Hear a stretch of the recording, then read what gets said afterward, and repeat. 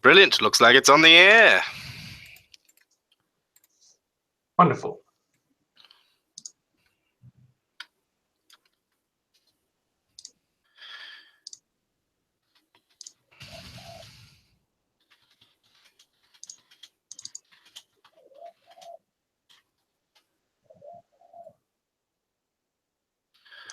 Insert quest here.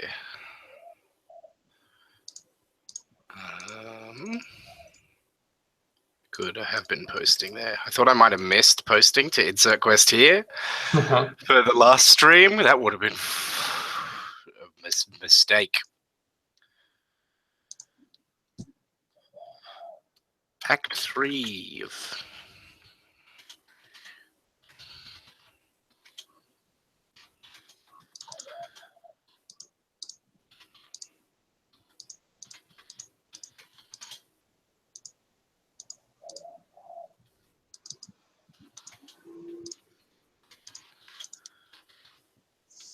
There we go. Brilliant. Publish. I am an internet mogul.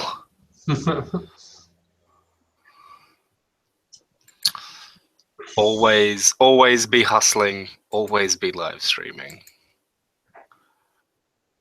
I got to get that Truman Show angle. I'm gonna be the big brother of RPGs. Big brother of RPG actual plays.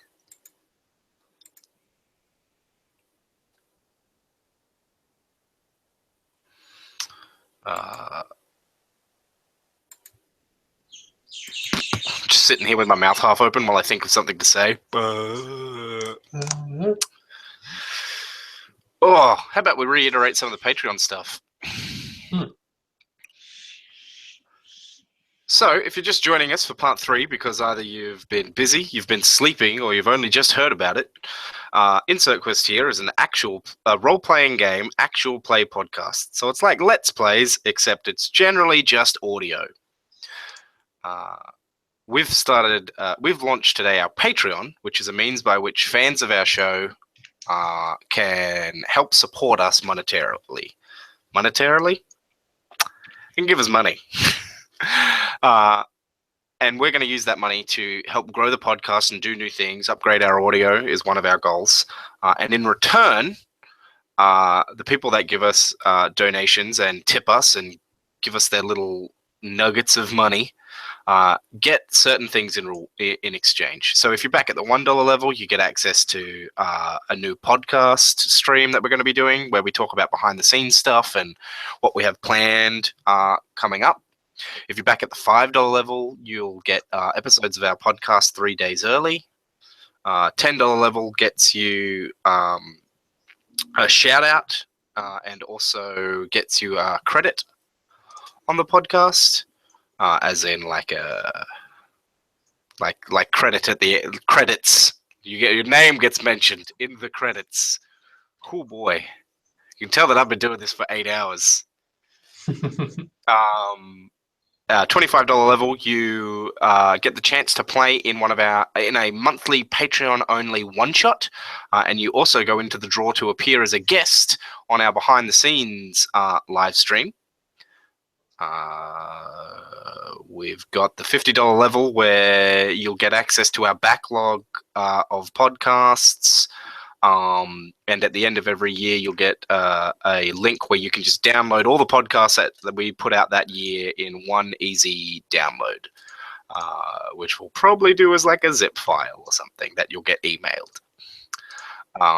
And then we have a $100 reward tier where you will be able to get a personalized one shot for yourself and 2 friends from me, and you will also get an assistant producer's credit at the end of every Insert Quest here episode that you help make.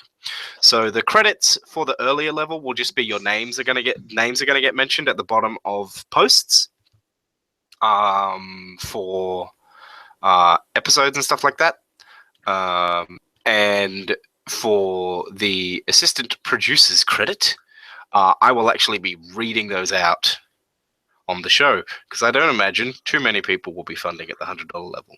And we'll probably expand these as time goes by and add new things, add new reward levels, and we also might even add higher levels if it comes up. But yeah, we'll see how we go. And we'll see what happens. At the moment, we've got a few backers. Some people backing at the $5 level, 2 people backed at the $1 level, just to give us a little nudge. And we're hoping to drive those pledges and get more people interested. But any amount of money helps. And even if you can't donate money, watching the stream, sharing Insert Quest here podcast episodes with friends on Facebook, telling people about the podcast and telling them what you like about it really helps us. In fact, the only way for the podcast to really grow is for other people to recommend us to people. That's how I found out about Ragnarok, was from recommendations and other things, and that's how I found out about Critical Role and God's Fall and Friends at the Table and all those various things that people are doing in the actual play space. Yeah. Cool. What's one of your favorite podcasts, Finn? Not necessarily just an actual play podcast either.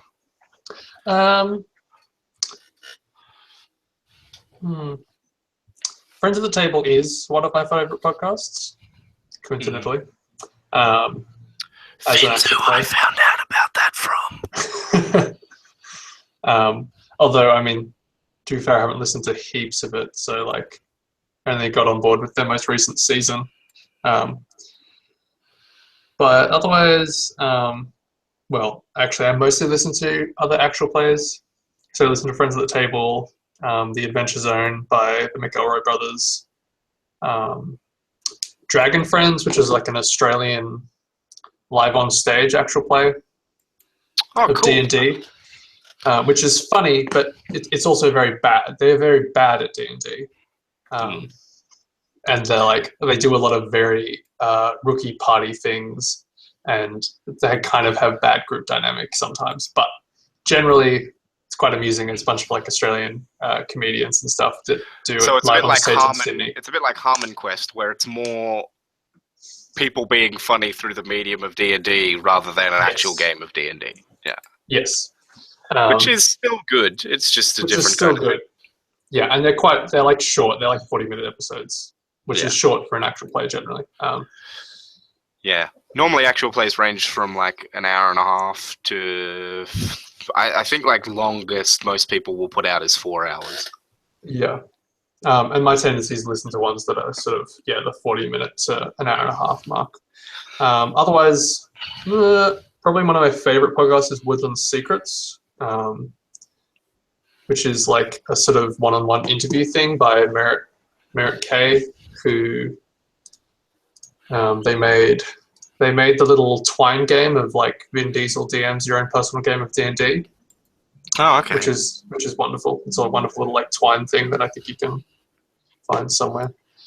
But essentially, they just like interview a whole bunch of different people like every week, and it's like a sort of hour and a half long like interview with them.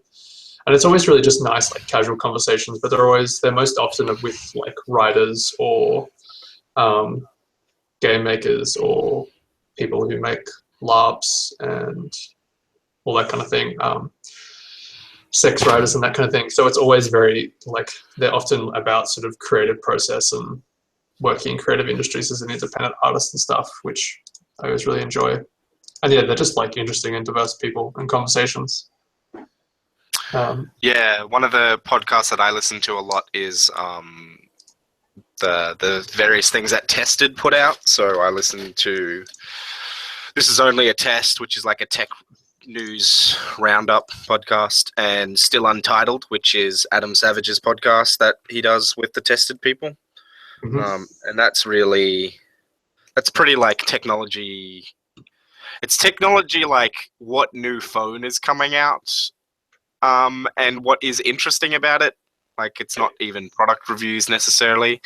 More so than it is like, oh, here's this new 3D printed eyeball. And then the Adam Savage's good morning, Yodel. Yodel is awake and is with us in the live stream chat. And then Adam Savage's podcast is a lot of like crafting stuff and talking and prop making and talking about new movies and books and stuff that are out occasionally and how that stuff's inspired them, not just Adam, but like the guests and things. Yeah, but in terms of like RPG stuff that I pay attention to, I follow RPPR pretty close, Role Playing Public Radio, which is the second actual play thing I ever listened to. So the first actual play thing I ever listened to was Acquisitions Incorporated, which originally was a podcast that Penny Arcade did of a D&D like mini campaign, and then they started doing the yearly games on stage at PAX. And then I found Role Playing Public Radio because of wanting to know more about Eclipse Phase. That's true. I started listening to actual play podcasts with, I think Acquisition Incorporated firstly, and then I listened to all their podcasts, and then I listened to a lot of JP McDaniel's Roleplay. The first season of their Roleplay ROLL play. I've listened. The only one of theirs that the only role play series that I really watched was the Stars Without Number. Stars Without Number, Swan Song, because a friend of mine was going to run it, and then they didn't. I mean, they might have, but they didn't get back to me about it. Is the point? Because I got into listening to, and I listened to like the whole first season of their role play Dungeons and Dragons. I think they played did they play Dungeons and Dragons? Yeah, they played D&D. The whole first season of that, which is a lot because it was like, I don't know, there's like 50 episodes, and each episode is like. Aren't their episodes like broken up into 2 hours? Yeah, but there's 4 parts. They played for 6 to 8 hours a session. Yeah, and then cut it up. And then cut it up into bits after the stream. But I listened to all of that back when I was still also listening because I wanted more D&D in my life and I didn't know how else to get it.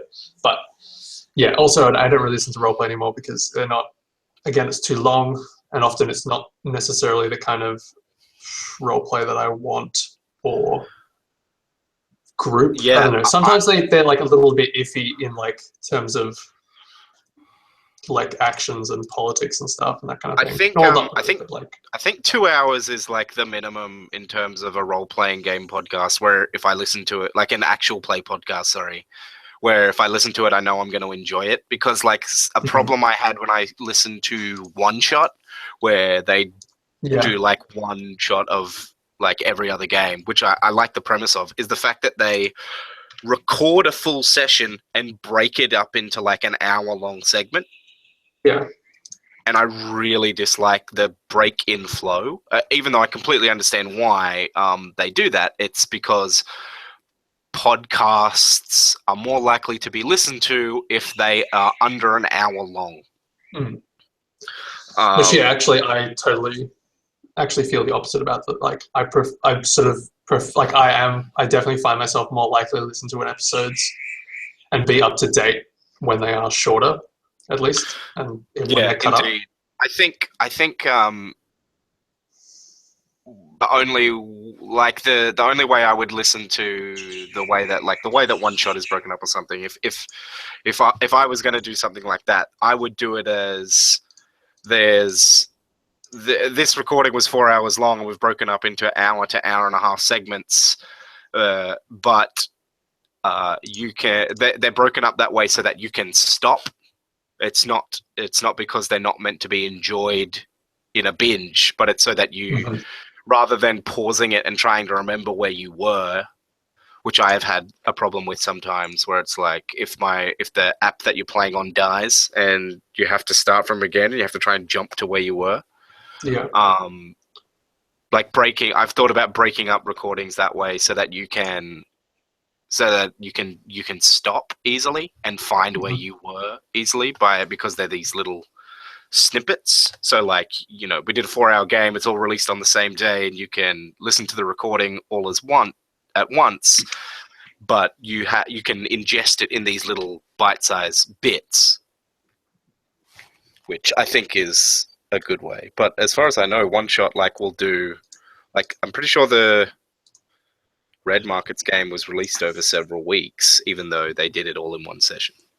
Yeah, they tend to. Well, I guess obviously they also stagger it for that. Yeah, I mean, I understand the reasonings. It's just not how. It's not how I would choose to do it, and it's not because it's not how I prefer to listen. And so, I'm gonna do what I like, basically. Yeah. But I get it. I think 2 hours is pretty good. Trench Monkeys is one that I started listening to recently, which is an RPG podcast.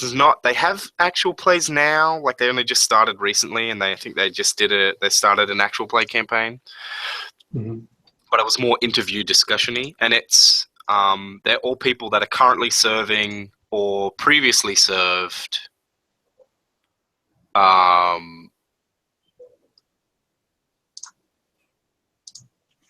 just reading a message somebody dropped in the chat. Yeah, but they're all currently serving or previously served in the military, the US military. So I listened to their game discussion about the Mashed RPG, which we talked about earlier today in the stream. Yodel just said, major spoilers, critical hit are shortest. I think that might be major spoilers and critical hit, or is major spoilers perchance the name of the people that put out critical hit, which I haven't listened to. Anyway, apparently they put them out in shorter segments, but the GM does a good job apparently of natural pauses, which is good. Yeah, I've often thought even if I don't break up games into segments, like doing a thing where in the recording I just say, and now we're going to take a quick break, and that lets the listeners know that they can stop there if they want to not listen to the whole thing tonight or today or whenever. So I don't know, if you think that's a good idea, say yes in the chat, and I'll think about implementing something like that. But we normally do 2 to 3 hour games now anyway, so it's not that hard to find a break point. But I definitely get where you're coming from with the smaller segments. I'm a natural binger though. Because I mostly listen to podcasts when I'm doing chores and stuff, which means smaller segments is better. Smaller segments is better, and because I don't listen while I'm gaming or working, because I listen to music while I'm working for focus and stuff. So I prefer I listen to stuff in essentially 40 minutes and 1 hour periods. Yeah, if I recently have been listening to some podcasts while I'm traveling to TAFE and stuff, and it's taken me I'm halfway through an episode of RPPR's actual plays, one of the episodes of Tribes of Tokyo, because I keep listening to it in hour to hour and a half to 45 minute or so blocks. It's I got through one scene. So I totally get that. Also, to play, to record like that, you then need to play in a slightly different style with the mind to that kind of recording, which can take a bit of different mindset. Yeah, it'd be a new thing, a new way to. I'd have to cultivate that skill. At the moment, I'm working on cultivating talking on air while reading chat descriptions. Chat messages and stuff, which, as you can tell, is a skill that I have not yet mastered. Something else that a skill that I want to cultivate to better our podcasts is learning to stop speaking rather than say Yeah. Just then. Which is difficult. Yeah. Hello. It sounds like Caitlin's joined us. Hi. It is. Ooh, your microphone's nice and soft. Oh, sorry. Would you like me to talk more sensually into it? I'd just like louder. I mean, you could talk essentially as you like. It's up to you. Huh, that's interesting. Your display picture is different to the image that pops up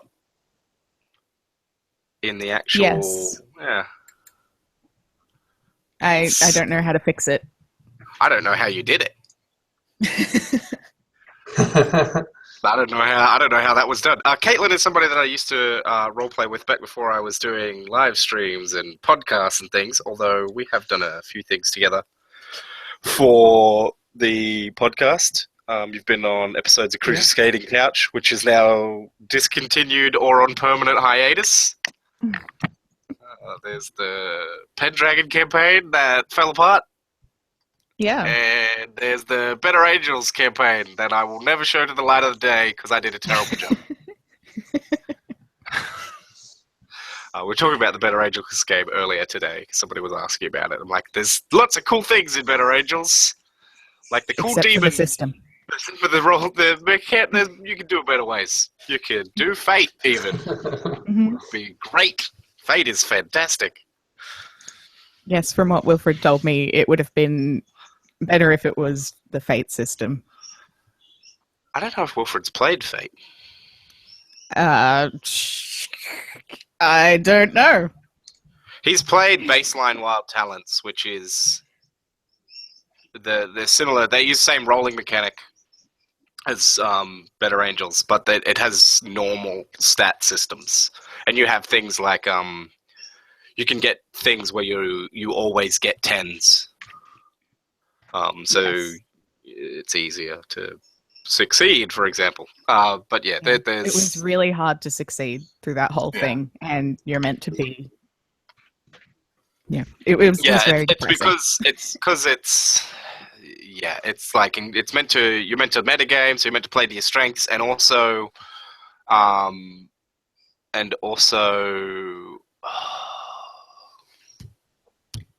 there was another thing about it that I'm struggling to remember. There's some other thing to do with the mechanics, but yeah, I definitely agree that it is not my favorite system. And it does, you do fail more than you should. And that particular campaign, I was over my numbers. 4 is my ideal. 5 is let's do a silly game that I don't care about the quality of the story in. If I want to tell a good story, let's shoot for between 2 and 4 people. I feel it depends on the system. Well, yeah, I mean, OVs. And depends on the person. Other people can run really well with 5, and the players will change that. Some players are happy playing support roles in scenes where they're just sort of there to enable other players to get things going. And some people, like Raymond, are not. Some people are not. I'm there to steal limelight. I'm there to control entire scenes. I'm going to take the Jailbird veteran move so that... steer the entire tone of this game. Steer the entire tone of our campaign. Because Finn is running a Blades in the Dark campaign. And everybody was making their characters. It's sort of like in a Dishonored-esque setting. And you play as criminals that are part of an organization that you build together as players. You love being a criminal. I'm all about playing criminals. I'm into it. And I mean, all RPGs, everyone ends up being criminal anyway, so why not lean into it? As someone who has played lawful good characters, I disagree. Criminally good things. I find that lawfully good characters tend to be the most immoral. You've obviously not played with someone who plays it well. Correctly. Plays it well? Yeah. Is your paladin veering off the road and slaughtering innocents? Perhaps you should check its alignment.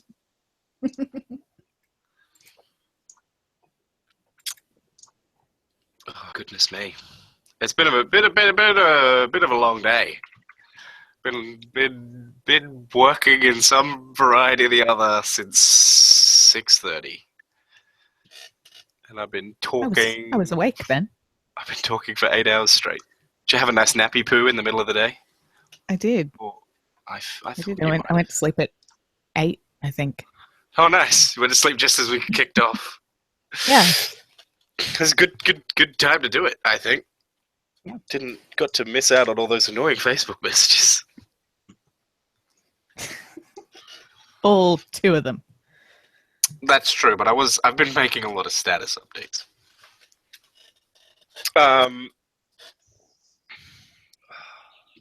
What was I going to say? It's like I've been talking for 8 hours. Lawful stupid is a more common alignment than lawful good, says Yodel in the chat. True. Well, you're not wrong. You're not wrong at all. Also lawful. Also, I feel like it's lawful stupid or lawful zealot, essentially. That's why I really like in 5th edition how none of the classes are alignment locked. Yeah.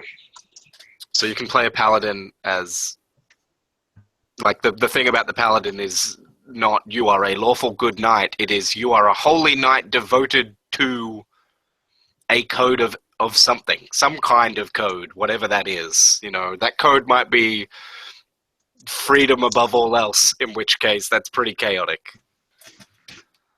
And then there's Probably the look at 5th Ed. 5th. We did a game of it, and I have the starter box, so Finn has a bunch of them.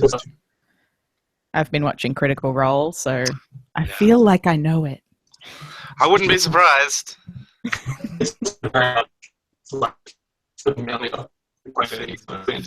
Connections all jibbly jubbly. I'm uploading.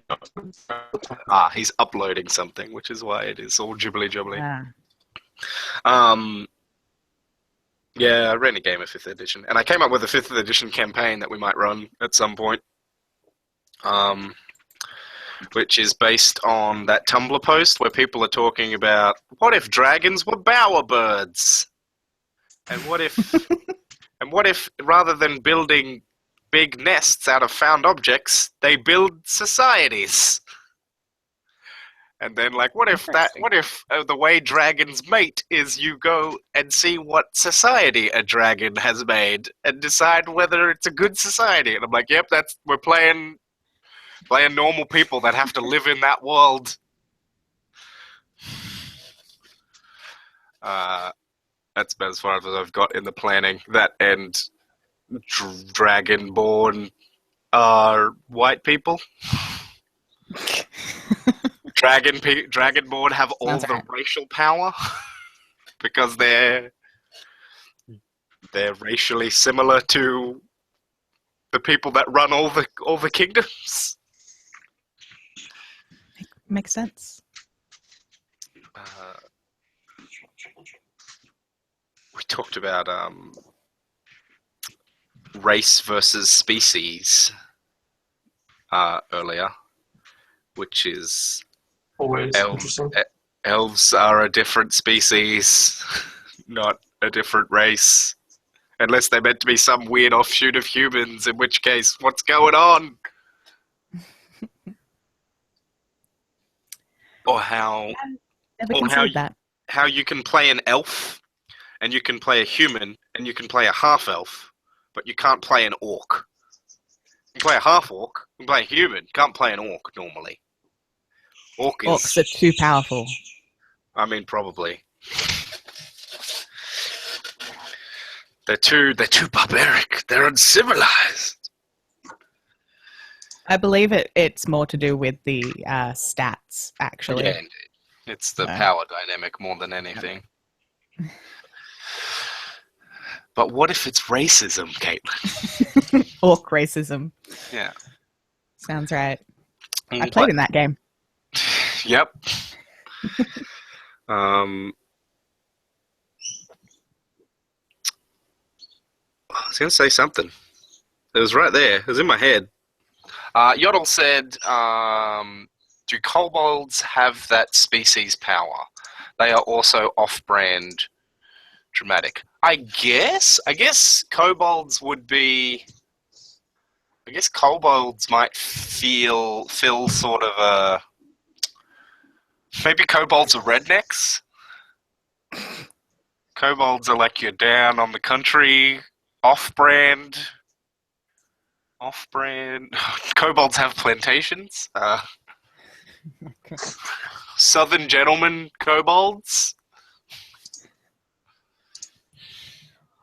All I don't know. That's a good thought. kobolds have to have that accent now. Oh man, I've been wanting to do Brooklyn elves, Boston elves. Mind you, would I even have elves in my 5th edition campaign? But as much as I dislike using Tolkien as fantasy, if we're playing D&D, we're not playing it because I'm going to rebuild the entire genre. Are you sure? It's tempting. I've done it before. I'm not going to do it again. I rebuilt changelings. Where did that get us? Nowhere good.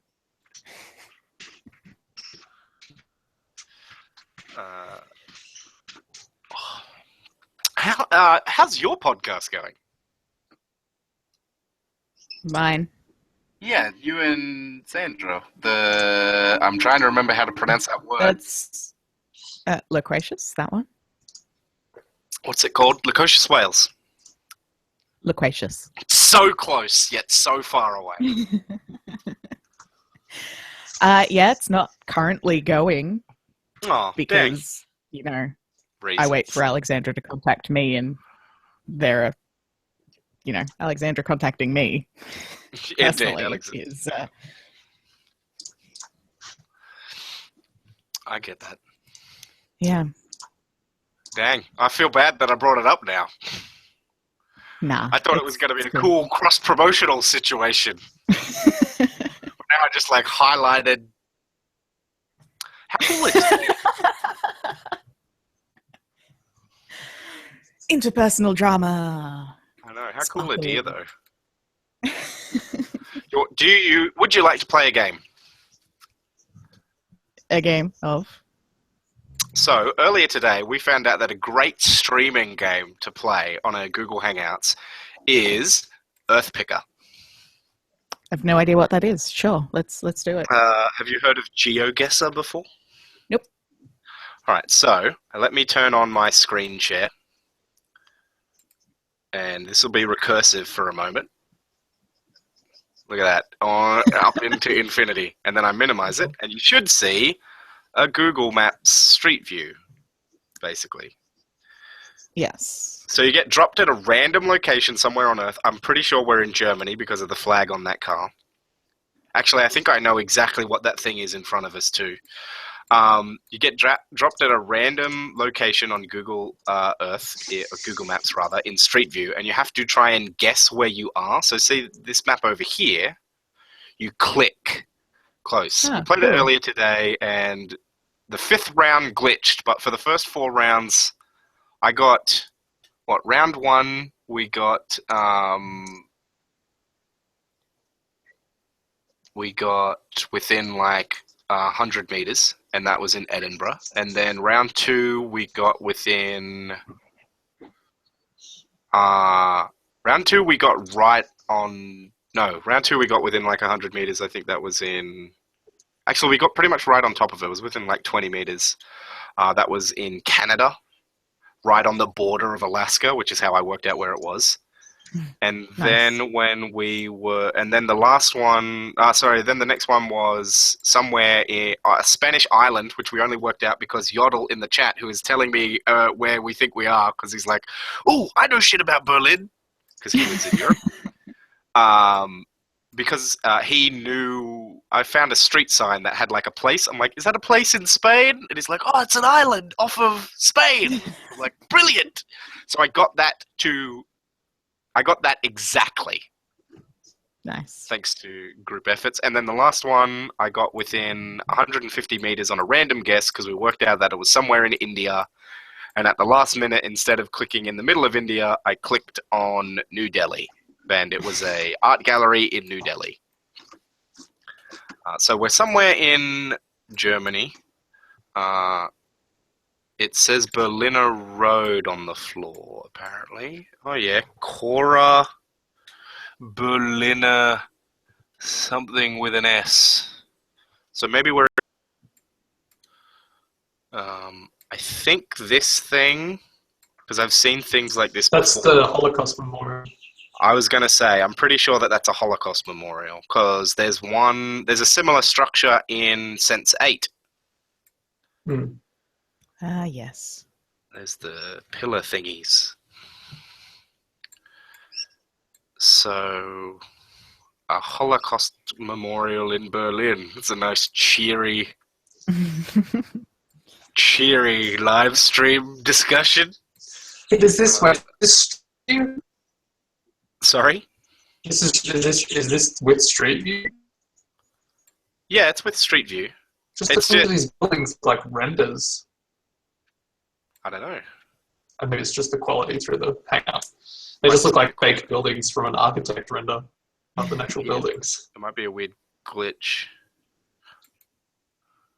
Oh.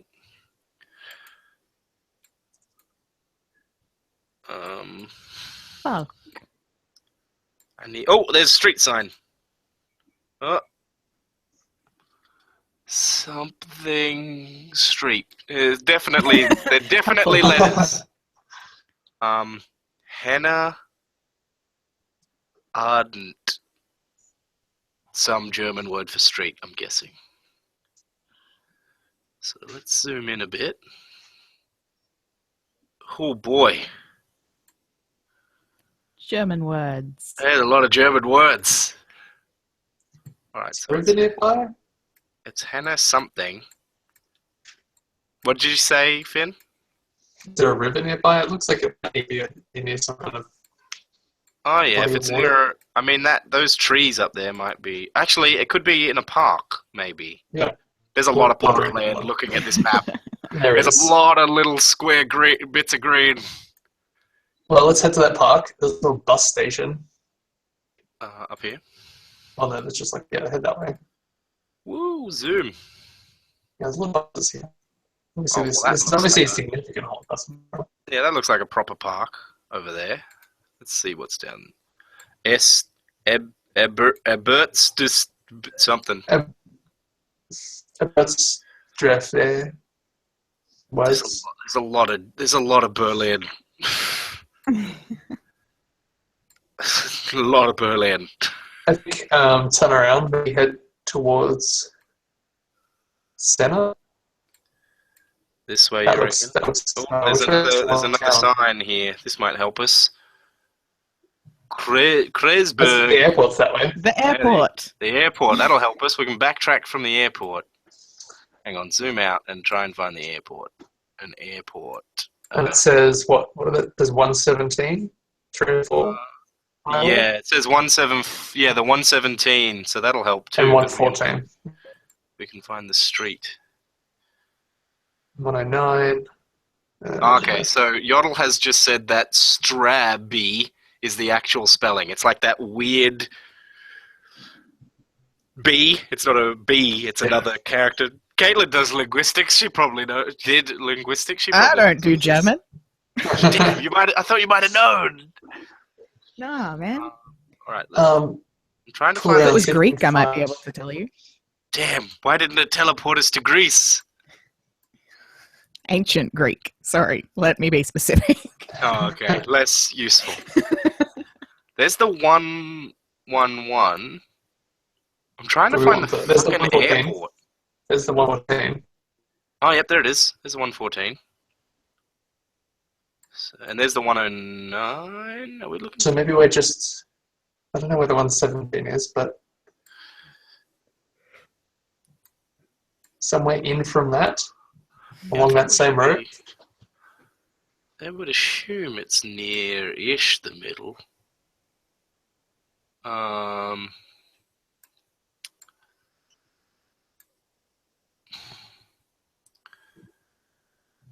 It's a double S. It looks like a beta. Oh, okay. So that's what that's meant to be. Why don't we follow this road out further? This one? Yeah. Hang on. Charlottenburg. I might be able to find that on the map. It's to the right. Which I'm looking towards the east, but I have no idea what direction. There's no. Actually, if I can find the sun. Oh no, that's No. just blank whiteness. It might be noon, in which case I'm fucked. Yep, it's noon. The sun is up there in the empty whiteness field. So that doesn't help us too much. All right, let's see what's down here. Oh boy, it changed day. Now you can find the sun. That's like sunset, isn't it? Maybe. I think the sunset's probably over there somewhere. Yeah, so it looks like right to the east. Oh, fuck. Let's get back over that way. It was fun when we got the one that spawned us in the art gallery in New Delhi, because there was no way to get off that level or outside. Wow. There's another park thing. You need a big, like, landmark building or something. Yeah, something that I can spot from the map. Science Center. But it's in construction. Yeah, but I don't. Well, this was in When the street view was 2012. taken. So, right True. above where that my cursor is, it says that this photo was taken in 2012. So let's switch to satellite. And Jesus Christ, that's a big city. Push it to satellite and find a science center. Yeah, this is a bad plan. Abort. Abort strategy. Not as good as I thought.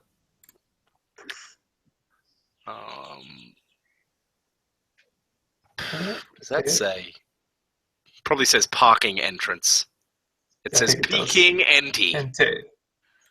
Which, you know, I'm no linguist, but at a guess, parking entrance. There's a Starbucks.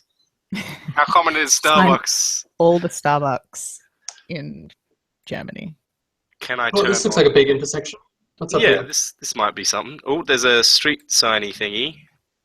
What do we got? Airport that way. Pernsallerberg. I think I saw that. And Schonenfeld. There's Kreuzberg, which I think we were looking for before. No, we're looking. No, it started with a C. What we're looking for before. Ah, okay. There's Kreuzberg. Which is ahead of us. Kreuzberg is straight ahead from here. Okay, on that so there's side. Kreuzberg. Okay, so we're in a direction from Kreuzberg. We're adjacent to Kreuzberg. And taking us left will take us to the airport. So maybe we're east of Kreuzberg? Yeah, I didn't actually find out where the fuck the airport was, though. I think is it north? If it's it says like left, the airport is along the 117 or the 114, I think. Yeah, and the 114 was up on the top of the map. Yeah. And I don't know where the 117 is. I mean, I think we're probably towards the center. But I think in from Kreuzberg. yeah, I need to know like what suburb we're in, and we just keep finding information on. Hey, there's Schaltenberg. Right, so that's to the right of us, Charlottenburg. and the zoo. What about that little bus, that little S station right there? The little S, the green S. Oh yeah, I see the S. I see the S. Is that maybe us?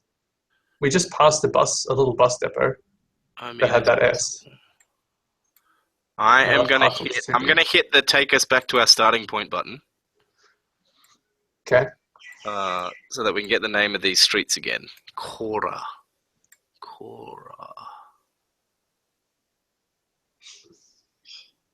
Olympic Stadium. Well, we haven't seen that. We have not seen that. There's Schaltenberg. So Schaltenberg was. We went down that way, and then we followed that street over to there, and it said that Schaltenberg was over this way, Yeah, beyond those trees. beyond those trees. So, I mean, I'm feeling good. There's a 115. Road. There's West End. I don't think we're this far out. I think we're closer in. Yeah, okay. Maybe even more zoomed. Have we? What? I can zoom in further. Are we seeing all the streets? We can get more streets. Although this War looks big. Holocaust Yeah, Memorial. it looks somewhat big, and I feel like you'd make it stand out on the map. Deutsches Technikmuseum might be the German word for science museum, by the way, says Yodel in the chat, which I'm guessing we hovered over. I have an idea. What if we go the other way? Yeah, because last time we went the other way. So what's actually isn't? I mean, What is? No, I thought that myth. Hang on a minute. Oh, fuck that up. Mythos Germania. That's my new RPG. It's Cthulhu Mythos, but everything. But it's just Nodens the whole way down. Hannah. I'm hoping for a building that stands out. I'm not getting it. I think we might have to just go. I feel like we're towards this part. Yeah, we're somewhere in that quadrant. Boom. Let's see how close we got. We got within. Is that kilometers or meters? Hey. No. It was right in the middle. Yeah. Oh wow, it was right in the middle. Jesus, we were fucking right off. I should have just gone for the middle, like I almost did for India. Look, still, that's like what 9. Well, see, that big park is the park we're looking at. That's the main park. It is. 9 kilometers. Yeah, it switches between measuring in kilometers and meters sometimes. So it says 9,000 meters there. All right, next round. What do we got? Well, that's fucking piss easy. I know exactly where that is. Amazing. That's fantastic. So that's Circular Quay in Sydney Harbour. That's Circular Quay Station. Indeed, I might. In fact, You're directly above the station. I'm going to be able to narrow this down to the specific, like between which key. Between 2 and 3, isn't it? Yeah, indeed. It's gonna. Let's see. So there's 1. There's 1. There's 2. So we're right there. We're right there. And let's switch to satellite. And we're up here on this bridgy part. On that little bridgy bit. Hang on, let's zoom out slightly. That's amazing. Just, here's a place where you've probably all been. I used to go to Circular Quay every 6 months because I'd travel in from back when I lived out in the outback. We'd travel into Sydney, and then we would catch the ferry over to Manly, which is beyond this way, over here somewhere, where this boat is, all the way around there. And then I'd spend a couple of days at the Royal Far West Children's Health Scheme, which is like, we bring kids in from the outback and they can get medical treatment and get psychological evaluations and all sorts of fun stuff like that. So, what do you reckon? We're right there. Yep. Maybe there? Hang on, let's look at we should be able to see. There it is. There's that. Yeah. We're like there. Yep.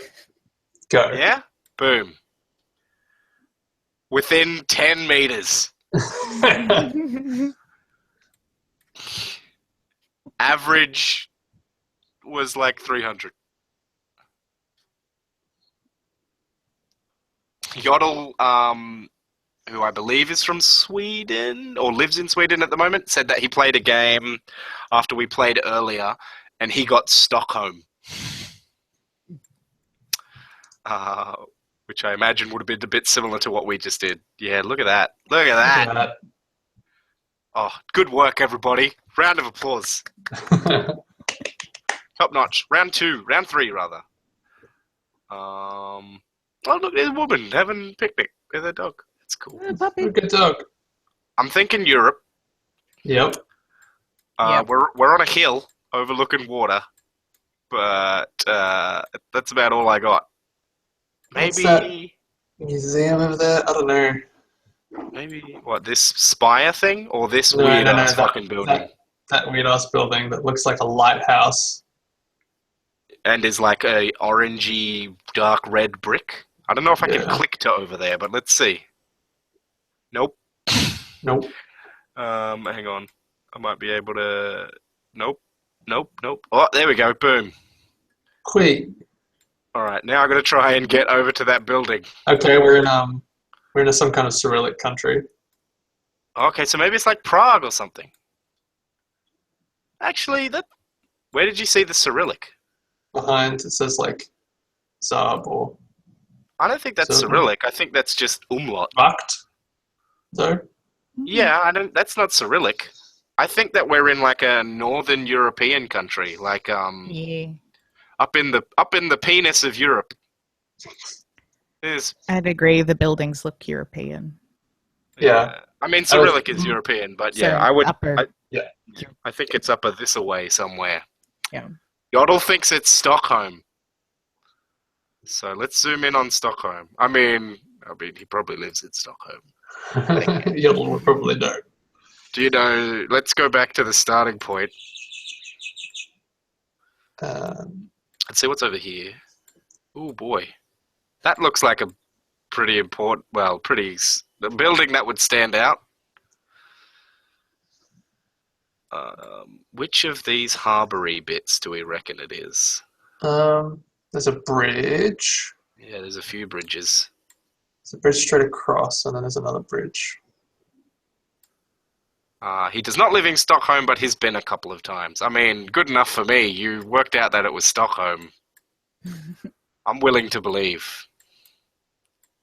I think we need to hit a road. We need to keep going, walk around a Hit bit, a road. All right, let's walk around a bit. follow this walking track. Oh boy, it's like, oh, there's a road. Boom. Oh, it's like fucking changing directions. There's street signs over there. Let's see if we can get them. Nope. Game hates me. Yeah, no, that's not going to happen. All right. I think try and get down to the water on a road down there. Yeah.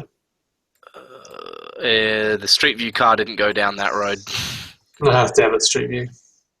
The Street View car didn't go that way apparently either. It's too much traffic. Boom. Nope. Use the Oh, because it's not a car. It must be a bicycle. Whoa! What was that noise? Hmm? There was like a weird microphone jump sound. Might have been from Caitlin. Who knows? If it's a bicycle Google person, then it's not gonna go Yeah, on the that's a good road. point. It might be a bicycle. Google. If it went down the walking track. Use the scroll zoom. No, that's not I working. think we need to go out the other way of this walking track. All right. Hang on. Let's just go back to the starting point. Oh, there's a good picture of that sign just before I click that. Not What a kooky little walking track. What a weird thing. I'm into it. I'm about it. Oh, God. Oh, man. Oh, this is... Street View's having a bit of trouble.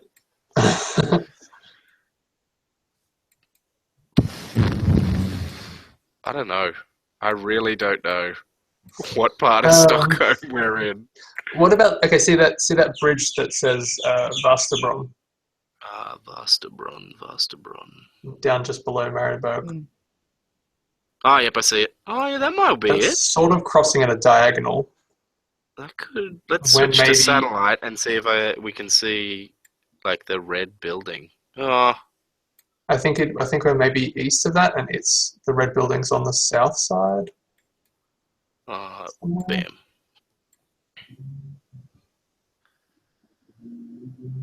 No, it doesn't look too built up. I mean, that could be it. Oh, that does look like it. That could be it. There got a should big be another spirey. Look for the little black church that we saw on our side of the river, maybe. That thing. Yeah. That would be down Just here. Oh, it just changed angle. Perspectives. That looks like that boat. That looks like that boat right That there. does. I think that's the weird building. Yeah. Yep, I think we've cracked it. Right there. I think we're pretty dang close. Let's just see what else we got. I just want to see. Okay.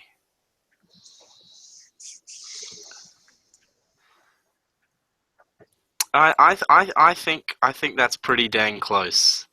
Yep, I think it's we're probably in there somewhere. Yeah, like just yeah, or a little bit to the right, just there. Yeah, you reckon? Let's have a go. We got within 40 meters. Good, Wow. good work, team. Look at that. Off by 40 meters. Brilliant. That's fantastic game. Right, round 4.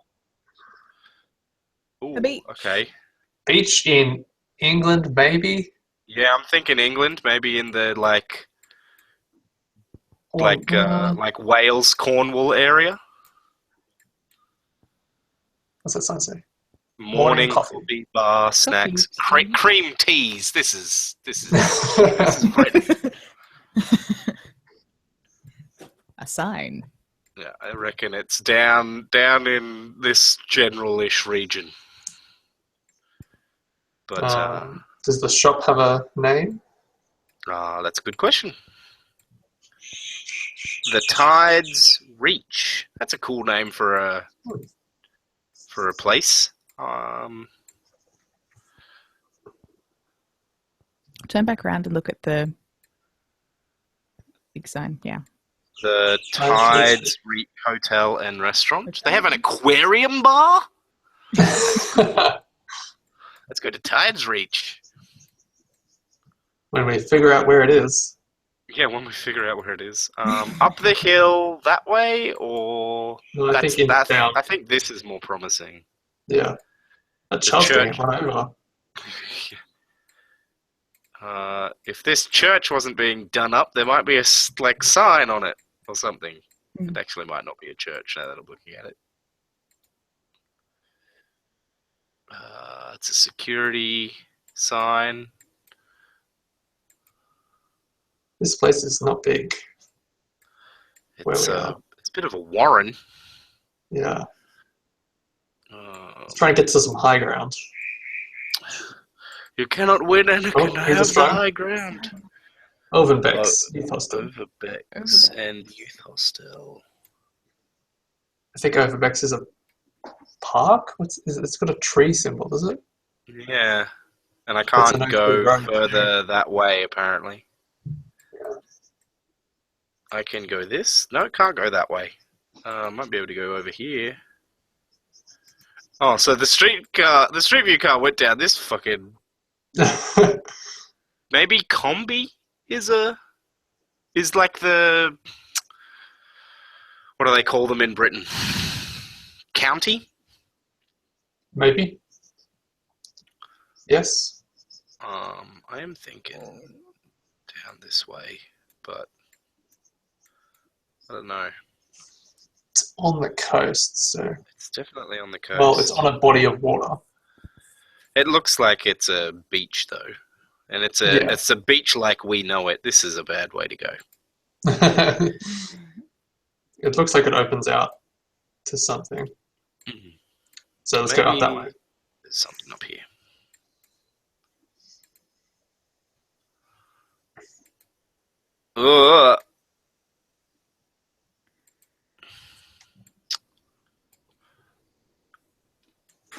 Frouds Road?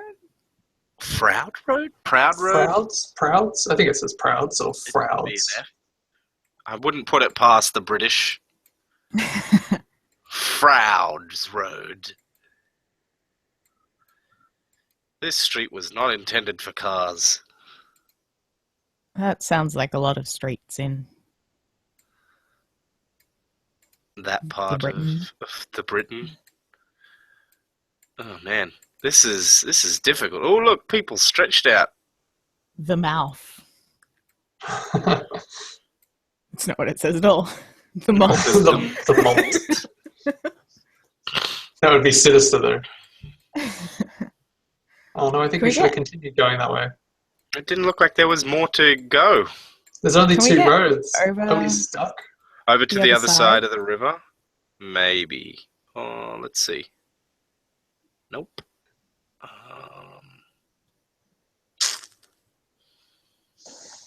Are we on an island?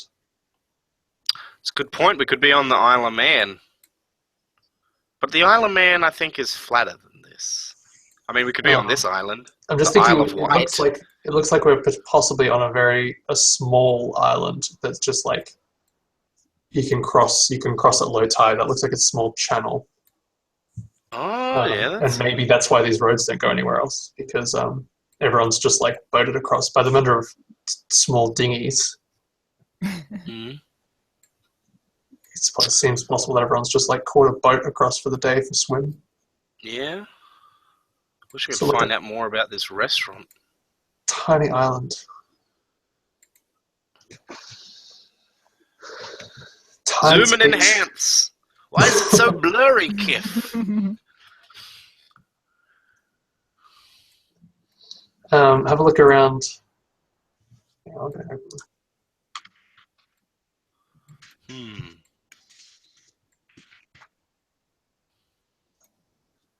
No, but You know, if I'd Google looked at There's that flag, we would have known we were in the UK a lot faster.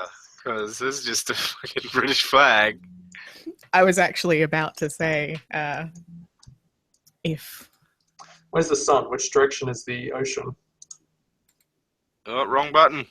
oh no, Too many tabs.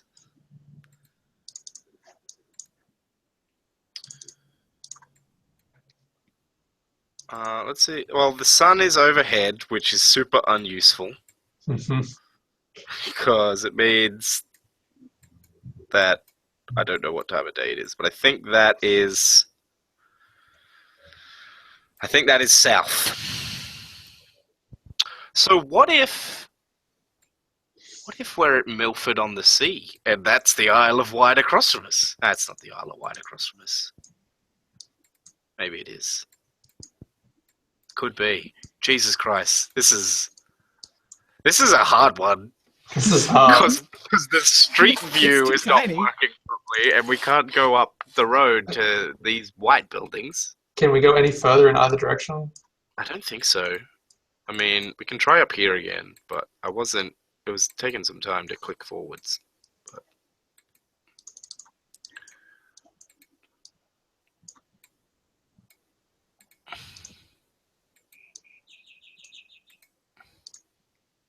exploring. Oh, shit! You were right, Finn. We should have gone more this way. That looks like a fucking town. Wait. What? I think Yeah, get down there. I think we might get a good cheeky street sign down there. Oh boy, this road is not stitched together very well. Cliff Road. Wow, creative.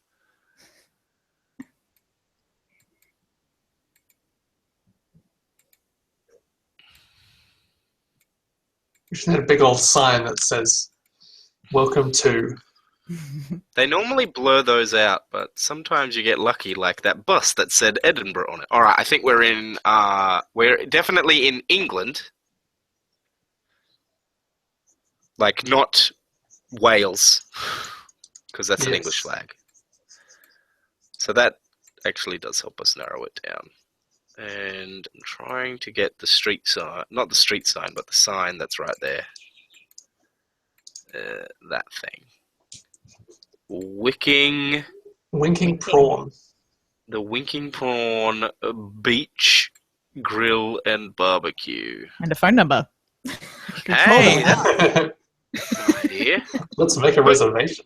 Google that phone number.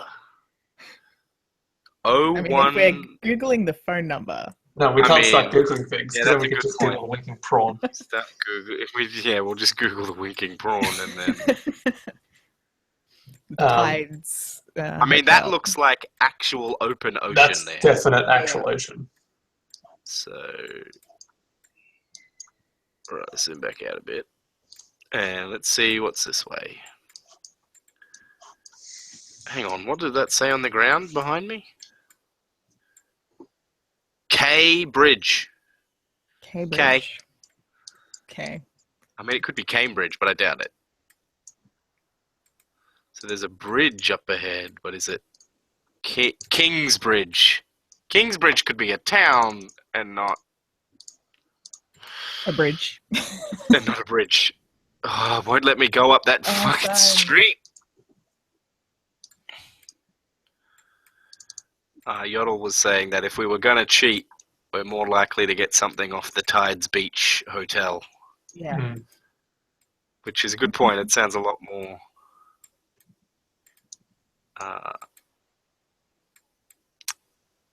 unique. Whoop, click the wrong button, but it doesn't really matter. Yeah, more of that island. Oh no, we're going to hit these people. Oh, they made it across. It keeps lurching forward and not feeling like it has actually moved. Oh, it looks like there's another town. Jesus Christ, this is taking forever. There we go. As in, just to get down this road. England, do better with your roads. Yeah, what is this? A roadway for ants? A roadway for horses? Yeah, probably. This looks a bit inlety. You know?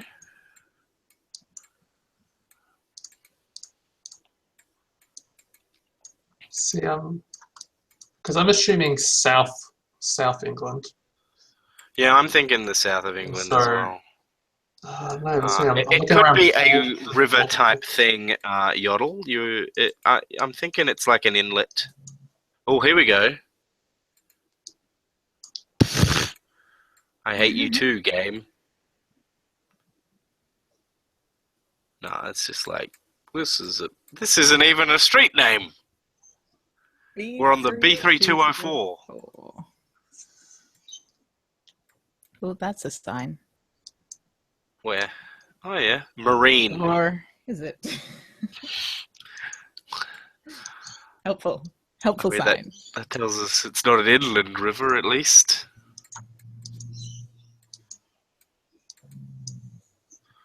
Newton Road. Oh boy. Oh, hello. This could be a thing.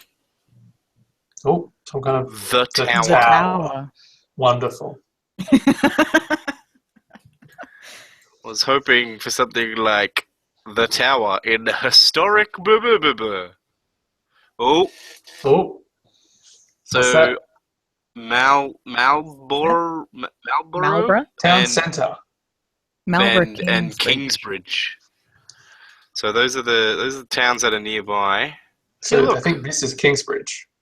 Does anyone know where Kingsbridge is? Hey, look, Devon Road, which, you know, Does it is lead to Devon? Kingsbridge? if it leads to Devon, then we're on it. Well, we're heading towards town centre. Maybe they'll Yes, have indeed. signs at the center of town. Maybe they'll have signs, and the algorithm will have missed some of them. Now I'm just looking on a map trying to find Kingsbridge.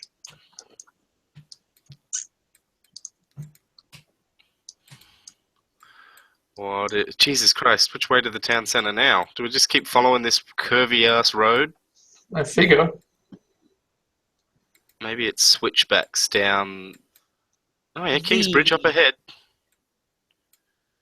Oh, there's a church. Churches are always good ways to work out where you are. Oh look, it's on Church Street. Church on Church. The whole fucking hell. Holy Trinity Church. The Holy Trinity, which is Sal- not. Yeah, Salcombe? Yeah, Salcombe would be like the place. So let's Yeah. go to map and see if we can find Salcombe anywhere here. I figure it's not very big. Indeed. But let's see if it pops up. I know there's a like island thing near it. What were the other Kingsbridge. two? Kingsbridge. You Go say back. Kingsbridge? Where? There's Kingsbridge and there's Kingsbridge. Salcombe. Yes. Yes. Haha. All right. Oh, it wasn't an island. It was East Portmouth. East. And there's Cliff Road. Cliff Road. And there's we didn't find the South Sands restaurant. Actually. Tides Beach. There we Tides go. All right. Back to start point. Satellite view. Let's get in there. I think this is the... Yeah, this looks about right. Yeah, this is it. Yep. Ooh, that resolution.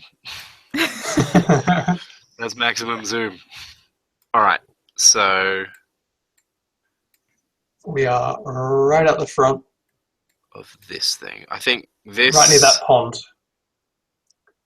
/ pool. I Oh should yeah, have that thought is a it pond. There's a pond. Yes. So... Let's see if we can spot this flagpole. I don't I don't think think we we have good can. enough Doing resolution. it from above a flagpole Small doesn't do white it. spot might be it. Or it might be this other Yeah. small white spot, or this other small... I think we're essentially like right there where that little shadow is.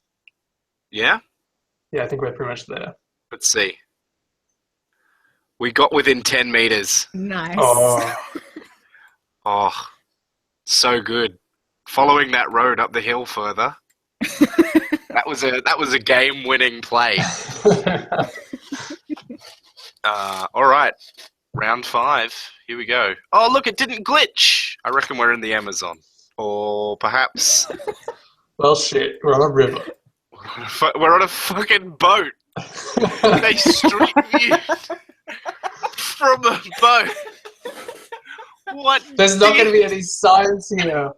This is hard mode. This is worse than Infinite Void because it's possible to get something out of this. Okay, I say go back the way we've come. Yeah, back up because river. I feel This like we might is- sooner find something. This is jerk mode. I do think that this is in this region. Hmm. I'm leaning towards Yeah, it looks Southeast Asia more so than like South America, yeah. actually though. This- Is it like, It could be like somewhere in the Amazon-ish region. Just yeah, that's a pretty westerny building. Maybe if we just follow this river all the way, let's just follow the wake. Yeah, and we we'll just- we'll eventually hit a dock because the boat had to depart from the somewhere. boat left somewhere, and unless it's coming back currently.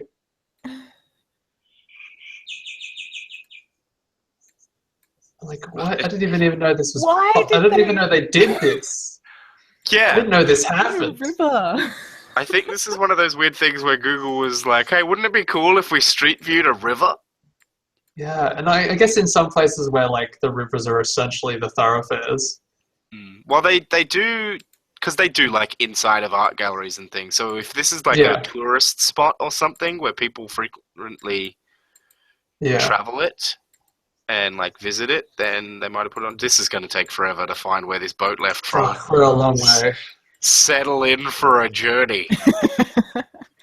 We're going upriver. Beautiful boat ride. Beautiful, glitchy boat ride. Every now and again, I catch something out of the corner of my hair. Yodel is locking in Venice.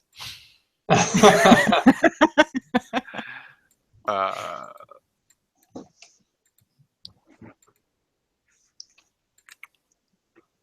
Oh my god. This is Still just vegetation. it's just plants. It's just plants and water. Actually, sometimes you can get It's a flooded. good idea from the plants. Are those They're not mangroves. They're They're something not, else. they're not quite mangroves. Not quite mangroves, but something similar. I think your flooding idea is close. I think it's a thing that doesn't grow underwater. So it doesn't Yeah. grow in water like a mangrove. It's just the river has swollen. It does look like a very full river. I can concur. Oh man. Well, we're looking for a really big river. We're looking for a. It might not even be that big. It could just be the trick. It's reasonably wide. The river is small. Oh, there's a building. Right? Oh man, it's taking forever to get Second close. building. It's a houseboat. Huh. That's pretty. It's a I pretty think we're Western. a long way from anything. I also think we're a long way from anything. But if we can find out more about the architecture, we can narrow it down. I mean, these are very. Now I'm leaning more towards South America. Are we in? Yeah, it's not seeming Asia Pacific as much. Yeah, I'm thinking That South church? Yeah, Yeah. see if that I can church get looks us very- on land. Whitewashed church. That's Feels pretty. much more South America. That's pretty South American. Let's switch over to South America. All right, Can we get so on land? Is there anyone up there? Find a big river. I don't think I can get now. I'm stuck on the river. It's river or bust. Yeah, we'll just keep rolling. Uh, Oh my god. so far we've narrowed it down to maybe South America. I look Possibly. forward to the average distance that most people had for this location. Yeah. I think it's going to be in the thousands, at least. Hundreds or thousands of kilometers, because god damn it. It's more buildings. No, nothing standing outy.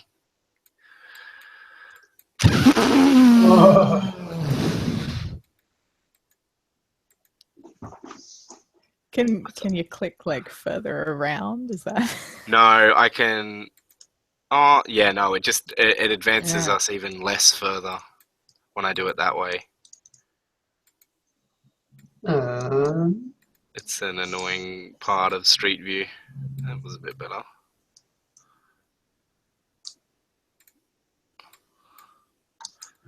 The annoying thing too is he's not just going down the river, because why would you do that? Because like the whole point is to get as much of this as possible.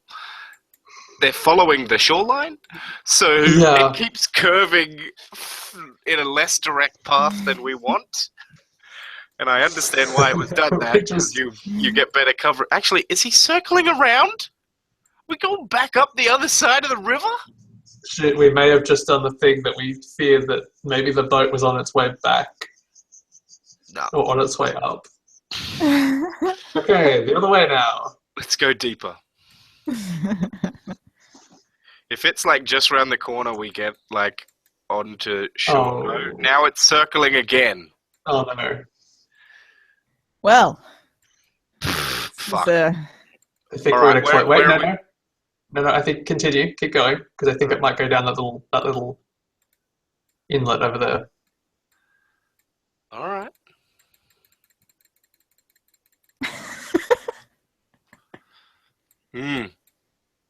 Not feeling too confident about this inlet. Gotta be honest with you. I'm not feeling it. oh my god, where are we? We're still going. He's got to turn around. Surely he turns around. Yeah, he's turning around. He's going back. Oh Jesus, we're in a closed. We're in a closed Where? Google loop. Fuck. Closed Street View loop. River View. Worse. All right, I think we're gonna have to take a guess. I'm gonna have to take a stab at a body of water In in a not there very was populated a area. T-cross actually, apparently back here somewhere. I think it went over that way. Yeah, okay, I see it. I don't think that did anything. I don't think it's anything positive. Okay, I feel like some part of the Amazon seems possible. All right. So there's a lot of Amazon. I mean, I could just go for a general Brazil. No, we need to at least narrow it to a bit of water, presumably. I'm gonna laugh if it actually. I'm gonna laugh if it actually turns out to be like Southeast Asia. Yeah. I mean, it could be fucking Papua New Guinea. Yeah, like see, like the palm trees and stuff. I don't know, like, and those like that stilt house there. Yep. This is rough. So maybe it's okay. Wait. Here's a thought. Mm. See, I'm just currently on. I have another window open with Google Maps open, Mm-hmm. and it helpfully refreshes the bottom bar with photos of the place that you're near. Mm-hmm. And I'm kind of looking at them as some kind of reference. Oh, okay, I see what you mean. Because I'm just architecturally trying to. Pieces, It does look more South America. Go to like Colombia or something. All right, let's try Colombia. I think. I know nothing about these things, but there are palm trees there, right? Hey, there are trees in Colombia, definitely. I've heard about it. Yeah, I think one of the rivers in like the sort of southeast of Colombia. All right. There's a river. The edge of the. There's one. There's a river. Let's just How go about- for it. Boom. Boom. Holy shit, we were insane. Oh yes. Considering. Should have gone for Brazil. You know, we weren't that far off from the average. Yeah, we should have just whacked it right in the middle of the Amazon. I should have just gone for right in the middle of the Brazil, because I was going to click here. And then we would have been within the circle. Well, Look, I think that was a damn good effort, considering that was pretty solid. Street View Well, gave us honestly, for nothing. the- Fucking river. It was the Amazon River. Was literally the river we were on, which is I like told yeah, you that it was a was- big river. you were really. right. I thought that it was just perspective tricking us. Near Manaus. Yep, near Manaus. But Which- we didn't see a city. I don't think it's a city. Zooming in, it's a city. Actually, it is a city. But look, we were look where Oh, we were. we were in a stupid inlet. We're in a stupid inlet. There was no way. That was If we no could have got way. out of that, I There's think we could have done nothing this. there. There's fucking There's nothing. nothing. Maybe if we'd found this Amazon lodge Why could we not get out of that? because of the way Street View Because spliced there's the shit. nothing there. It's fucking nothing. They probably just turned the camera on, did a few laps, then turned it Yep. off. Here's a little bit of river. There you go. Your results.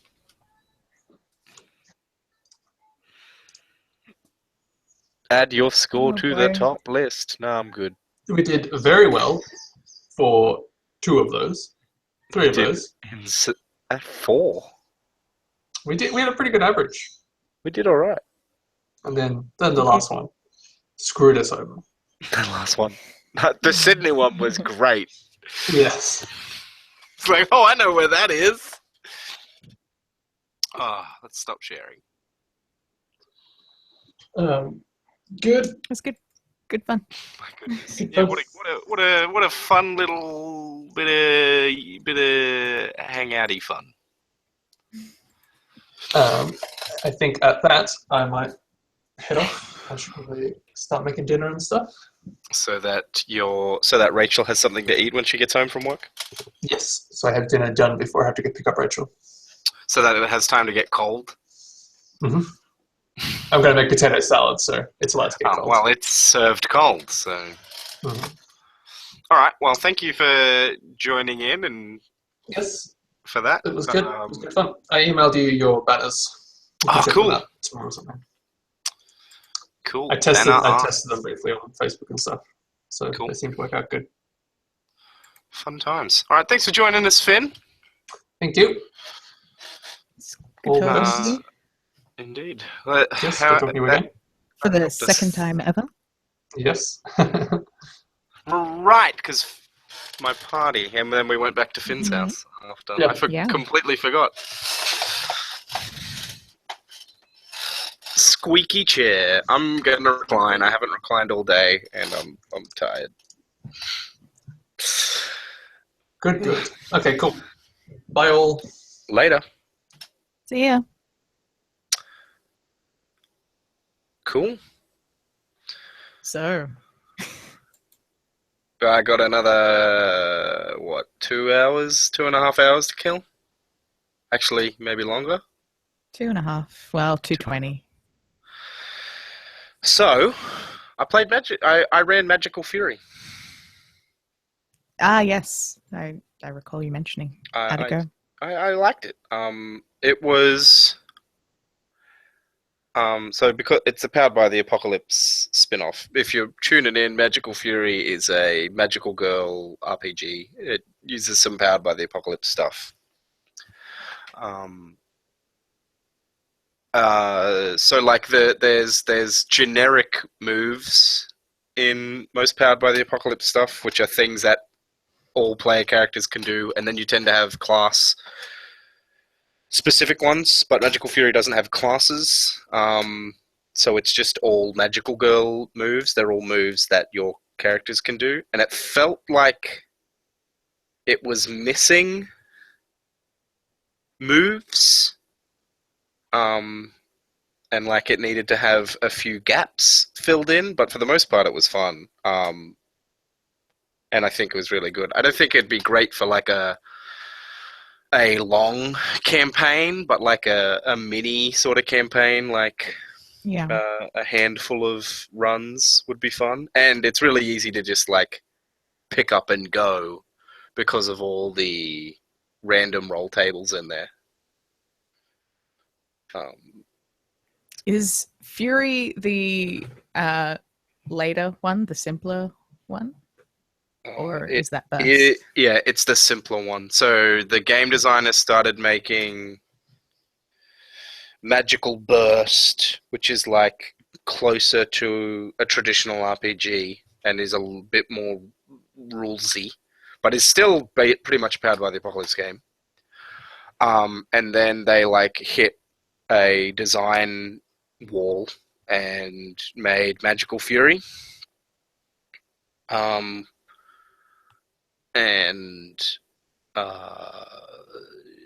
Yeah. So Magical Fury is like a couple of pages, and then Magical Burst is a bit more involved. But Magical Burst is way less a presented game. Yes.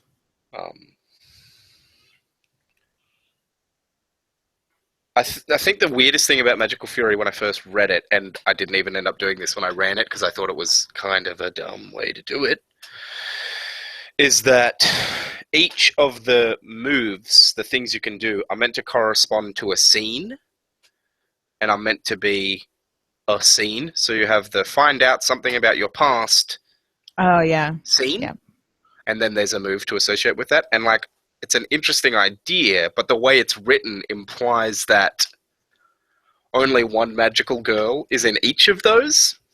Yeah. And I'm like, I'm not going to run it that way. It actually reminded me a little bit of Fiasco with that, except even Fiasco motivates you to include other characters in the scene, and it just felt kind of weird to do it that way. But I mean, you could do it the way of where like you take it in turns, and each person says, "I think we should do this type of scene," and then you play it out. So you sort of get a sort of a semi-scripted thing. So you go, "We should do a scene where we find out about our past." It's like, all right. Which we could have done, but we ran it a bit closer to a normal RPG, and it worked fine. The It's random on table. You It's up on recorded it, didn't YouTube. you? We haven't put it on. We haven't put it on the podcast yet, but you can watch it by going to the Ray Cox um, YouTube channel, which is the one that this is currently streaming on. Streaming. Mm-hmm. The random rolls are cool because it's not. It's more like the random roll tables are to generate like names and things that color the world as opposed to generate content. So it's not like a random done monster table in D&D. Mm. It's Oh more yeah, like, I remember really liking those because they also help give you ideas and shit, even yeah, if you so don't actually use them. yeah, indeed. Like I just went through them when I was picking the ones for um like what the monsters and things would look like. I just looked at them Mm. rather than roll. And Eric chose his magical girl name by looking at it. And I believe Ryan, because they were playing as a family, and they were playing as male characters that got turned into magical girls, and one of them was a trans guy that wanted to become a woman. So that was cool. So Ryan's playing the dad in this single parent family and then gets turned into the mother. And I'm like, you're an ancient queen of space. And he got Flame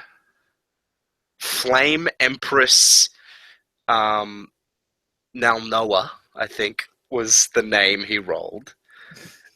And then Alex did his magical girl transformation and got Chaos Angel Athena. And I was like, holy fuck, that is badass. And so anime sounding, like I could see that anime in my head. And then Eric was like, oh, that's good, because I chose Eden. It was like Eden Angel something. I can't remember what the actual like anime girl name was, but they were all like so good names. And then I'm like, oh, I'm renaming this game the minute we're done streaming it, because Jesus Christ, because the shitty name I had was like Blue Collar Boys, because I couldn't think of anything evocative, and then I changed it afterwards to like Chaos Flame Eden. Nice. Which is way better. But yeah, I think it would be fun. That does sound like an anime name. Mm-hmm. Chaos Flame Eden. Mm-hmm. Okay. I'm trying to.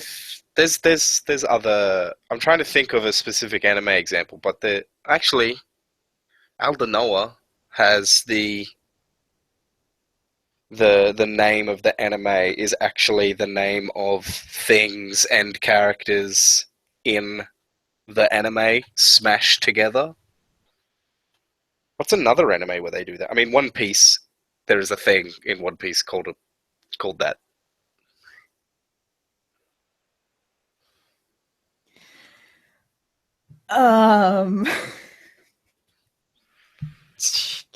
But I don't actually watch many magical girl animes. I watched all the magical girl animes that were on offer on Netflix in preparation to run it, because I'm like, I want to know the tropes, because I'd only really seen Sailor Moon and I didn't want to accidentally run Power Rangers. So I watched Glitter Force, which is one that was made for Netflix, and I did not like. And then I watched what is it called? I'm just going to open Netflix and check. Something is a hero, I think it was called. It will be in. Will it be in my list? Might be in my continue watching. Yuki Yuna is a Hero was the one that I watched and thought was really cool. There was a character in it who is wheelchair bound, and when she transforms into a magical girl, rather than like, oh, now she can magically walk because she's got magic legs, she didn't regain the use of her legs. She has like ribbons that are coming off of her shoulders and hang down in strips behind her, and she walks on them like spider legs. Oh, cool. I'm like, that's way cooler because it doesn't negate her disability. And she's got like a sniper rifle. Nice. One of the characters had like crazy wire things as their main weapon, which was kind of weird. But yeah, Yuki Yuna is a Hero is kind of alright. Is pretty firmly in the genre, but I didn't hate watching it. Yeah, I've only really seen Sailor Moon, obviously, Cardcaptors, And Madoka. yeah, which is sadly not on Netflix. I wanted to watch it. I could have given it to you. I've got all of them. I had decided to run it 2 days before I knew I was going to run it. So also Pre-Tier, which is pretty good. Hmm. I was sad, That's what you want from a magical girl anime, right? To be that's what you want from a dark magical girl. I'm just looking through a list now. That's about it, really, for me. Yeah.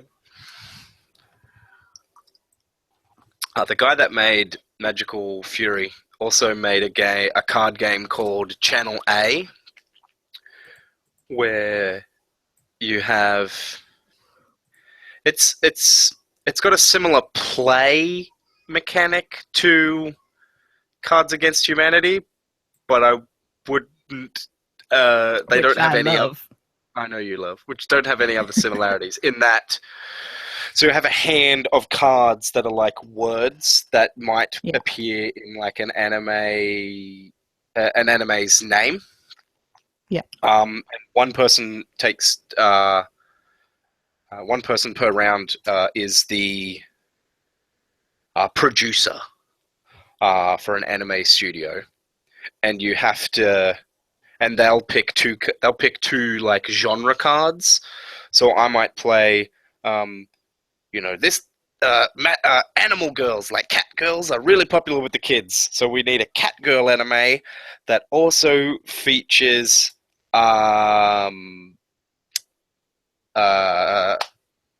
cyborgs or something, and then everyone has to string together the cards in their hand and make a title for a show, and then has to pitch that show as if it was a real show to everyone. Wow. And then everyone decides which one they thought was the coolest sounding. Sounds pretty cool. Yeah, I haven't been able to get a copy of it, but I really want a copy. And, you have to play it with people that know anime, because otherwise, like, I couldn't play it with Kim, because he wouldn't know what the fuck he's doing. Yeah. But there are plenty of other people we could play it with. The Role-Playing Public Radio did a recording of themselves playing it, and that was pretty cool. But yeah, I want to get a copy of it. I think it'd be heaps fun. I'm nodding. It occurs to me that you can't see me. So. Yes, indeed. I have a webcam on. You do not. I have a webcam on my other computer. But I bought the webcam for this because I have a webcam in this house, but it's shit. Fair enough. So when I don't have money to just go do that. I could just use my iPad or my laptop. Well, I decided that the webcam was important to have, and we'll be eating less next fortnight. We'll be pulling through on $30. $30 of groceries. Just noodles the whole time. I'm gonna buy $10 worth of bread. I'm thinking. It'll actually only Not be $20. moisturizer? No, not moisturizer. It'll actually only be $20 worth of groceries because I'll have to buy dog food. Oh, yes. So $10 worth of bread and then a spread. I've got Vegemite and butter. I can eat just straight up bread and toast. Yeah, I don't know. Maybe a spread and Oh, do you have rice? I do have So if rice you've got and rice, pasta. then Yeah. you're fine. You're fine. I've got some frozen vegetables too. Thankfully, I should be able to last. I only need to at most I need 10 meals. Actually, at I most really I need like 14. the fact that Wilfred has a job. I'm glad. It's a bonus generally. It is. Jobs. It is. Yeah. It's my contribution. Do I get a notification when someone pledges? I get an email. An email tells me when people pledge. Good thing I just checked my email. Yodel just pledged $25 For next week's groceries. for next week's groceries. Wow. But if I want to see it on the Patreon page, I have to refresh. But there's also a notification bar in Patreon once you become a... What is the word? Once you actually become a creator on Patreon, you get a notification bar. $25. What does Yodel get at $25? Yodel gets access to the behind the scenes, behind the scenes. No, behind the streams works. Behind the streams. So he'll get to Go with it. Go with it. see what we got coming up. Gets the podcast episodes early, which means that tomorrow I'm going to be uploading your early podcast episode. Also gets a personal shout out in one of our podcasts, as well as their name in the credits. So I'll have to start doing credits. And because Yodel's the only person that backs at a reward level, it'll just be like, thank you to Yodel. Person paying for my groceries. Person paying for my groceries. And for the $25 it says he also goes into the draw to be in our monthly Patreon games, of which he is currently the only person at a high enough reward to earn that. Big draw. I know. As well as the going into the draw to appear as a guest on the live streams. So, however, I came up with clever titles for each of them. So that means that Yodel is an insert quest here ultra fan. It's there's fan, super fan, mega fan, ultra fan, uber fan, and then the last one is supreme fan, marshal of all the fans. I think the highest one should have been air conditioner. Oh, that's a good idea. Should have gone for that. I got to put in the $1 million backer tier. So this is a thing that I've been talking about recently with people, where I want to put if you just do a one-off pledge of $1 million, you can get the reward I will stop. So that if anybody ever sends me a tweet or a Facebook message or something saying, "Oh, why are you making your stupid podcast? You should just stop doing it." And I'm like, well, if you want me to stop, boom, $1 million, I'll stop. I'll never make another podcast in my life. That's all you got to do. Don't even have to do it monthly. Just one-off payment. One-off payment of $1 million. I'll never make another podcast. And then I just start making YouTube videos. Because I'll have $1 million. I'll have a camera. So just like, fuck it. That's true. I'll do like those ads. You know that guy who's always like, I'm just here in my garage with my Lamborghini, and here's all my books. I'll do that. I'm like, so you want to know how to get rich? Piss off people on the internet until they ask you to stop making a thing, and then demand that they pay you to get you to stop. Boom. Man. People are jerks. I don't like people being creative and cool.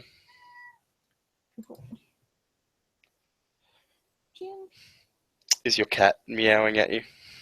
He is. He's trying to convince me that it's dinner time, and it's not. Ow. It's not dinner time? Not dinner time. I had dinner before I jumped on the stream. Well, I was a while ago. Because that's the life I live. Because I imagine at 8 o'clock I will go to bed. That's fair. I haven't yet worked out properly how to get XSplit to run to a Google Hangouts stream, which is something I've been meaning to work out. I know, like, I can get XSplit to run to Twitch is really easy, and I know that I can get XSplit to stream to my YouTube account, but I don't know how to get XSplit to stream to this thing that we are currently using. There is a YouTube tutorial For that very thing? for that very thing. I'm not so fucking surprised. I should have looked it up. Oh well. Yeah.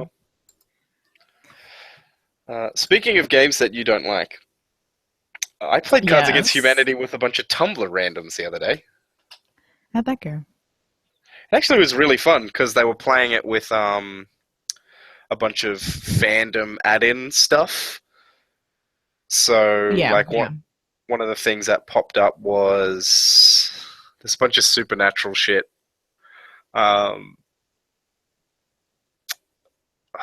Was one of the weird ones I got. It's not changelings.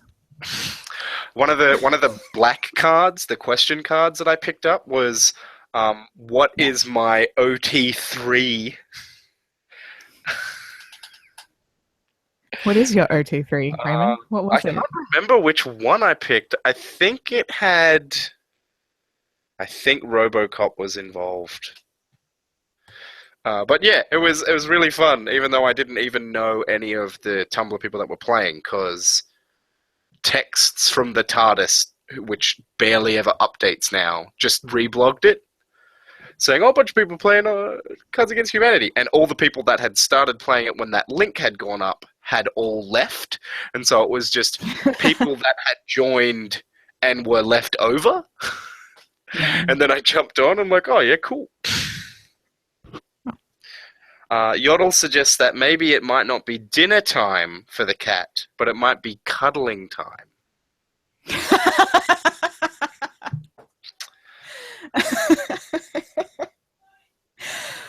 You've never met my cat.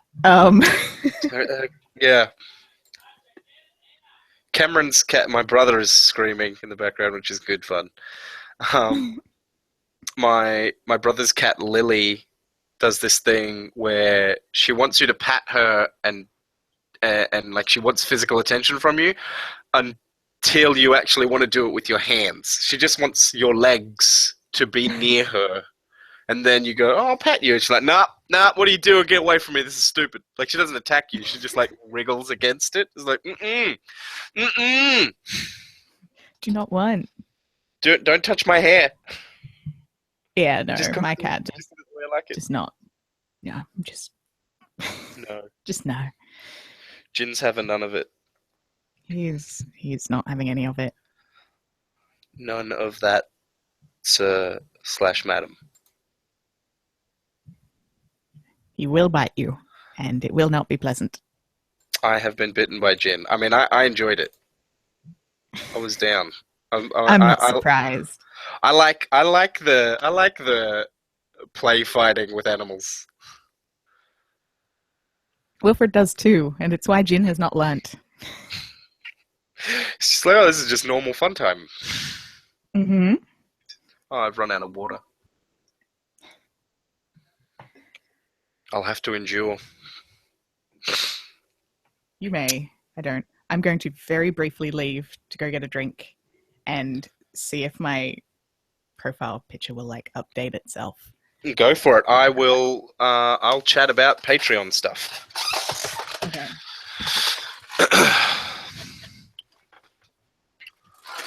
All right, Yodel. Seeing as you're the only $25 backer at the moment, when we do finally have enough people to do a Patreon-only live stream game, what game should we run? What's a game that an RPG you've been dying to play that you haven't gotten a chance to? Tell me in the chat, and then we'll look it up and we'll see if I like it or not. See if it's a horrible game. See if it's some garbage game. Or if it's some gem. That's not true. If it's I don't think you're gonna pick a garbage game. We've chatted before. You're a good fan. You're a good buddy. Good pal.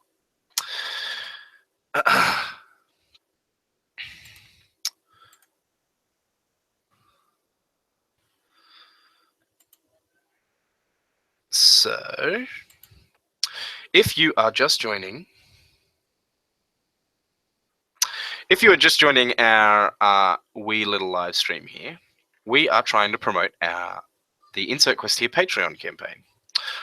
Insert Quest Here is a RPG actual play podcast, so we get together either online or in person to run role-playing games and tell stories together, collaborative storytelling.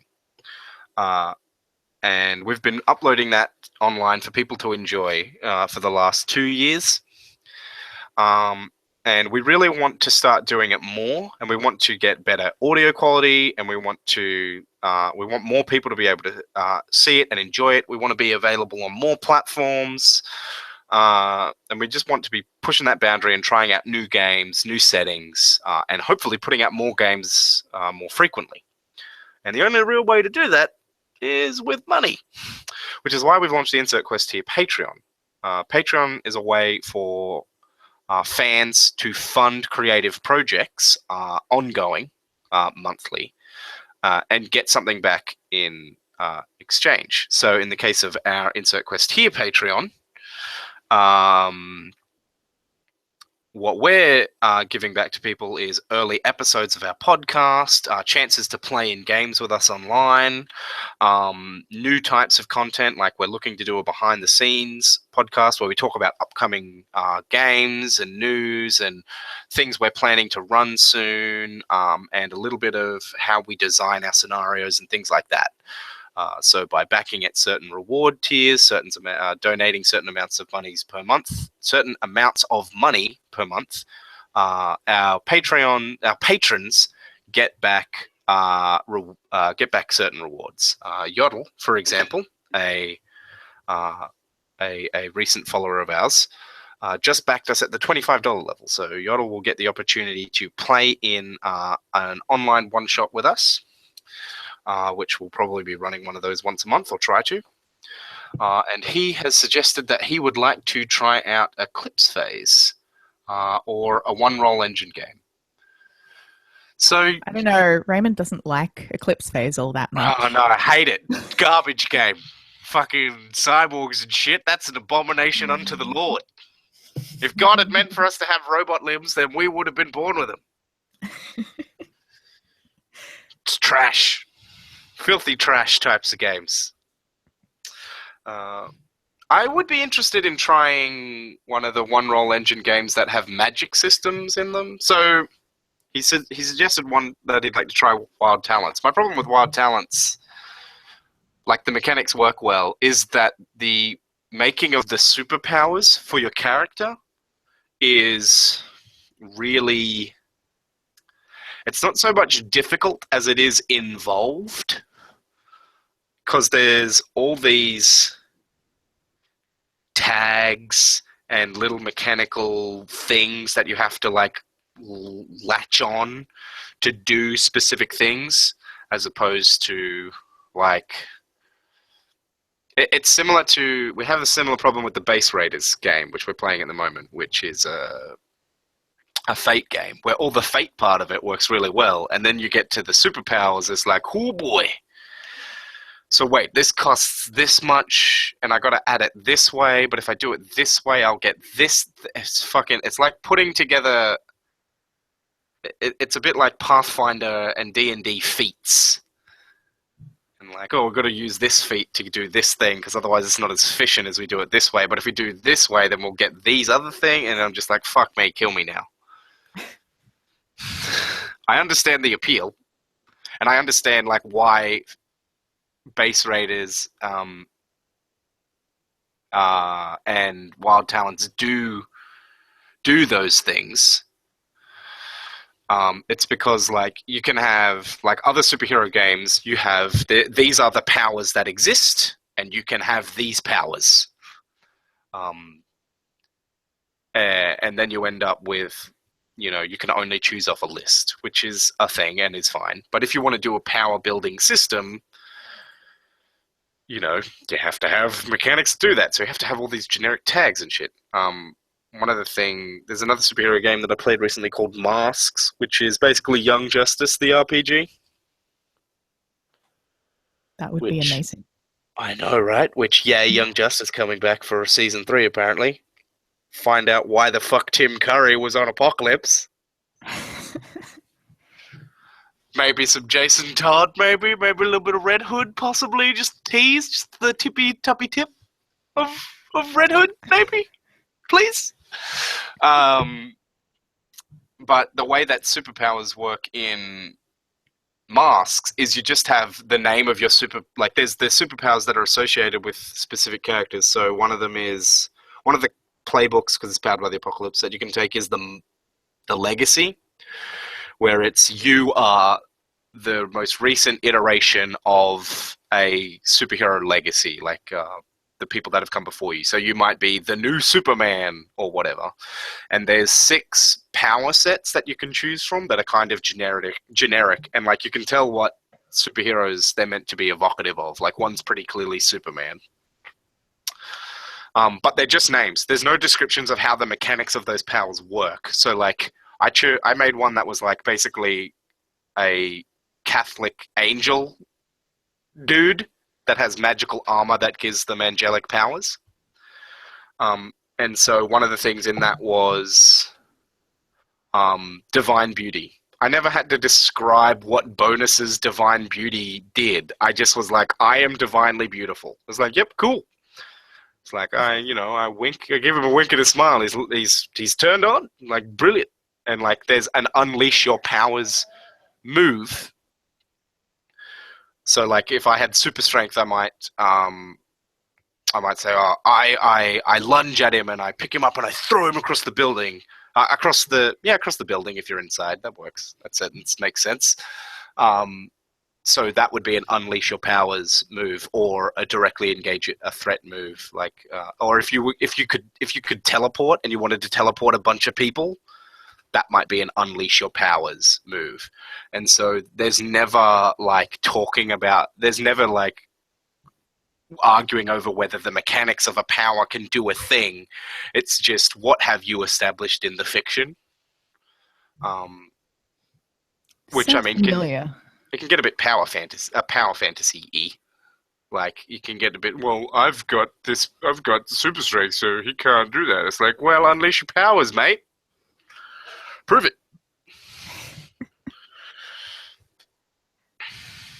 So as long as you're playing with, reasonable people. Yeah, nice, reasonable people. But yeah, it's less about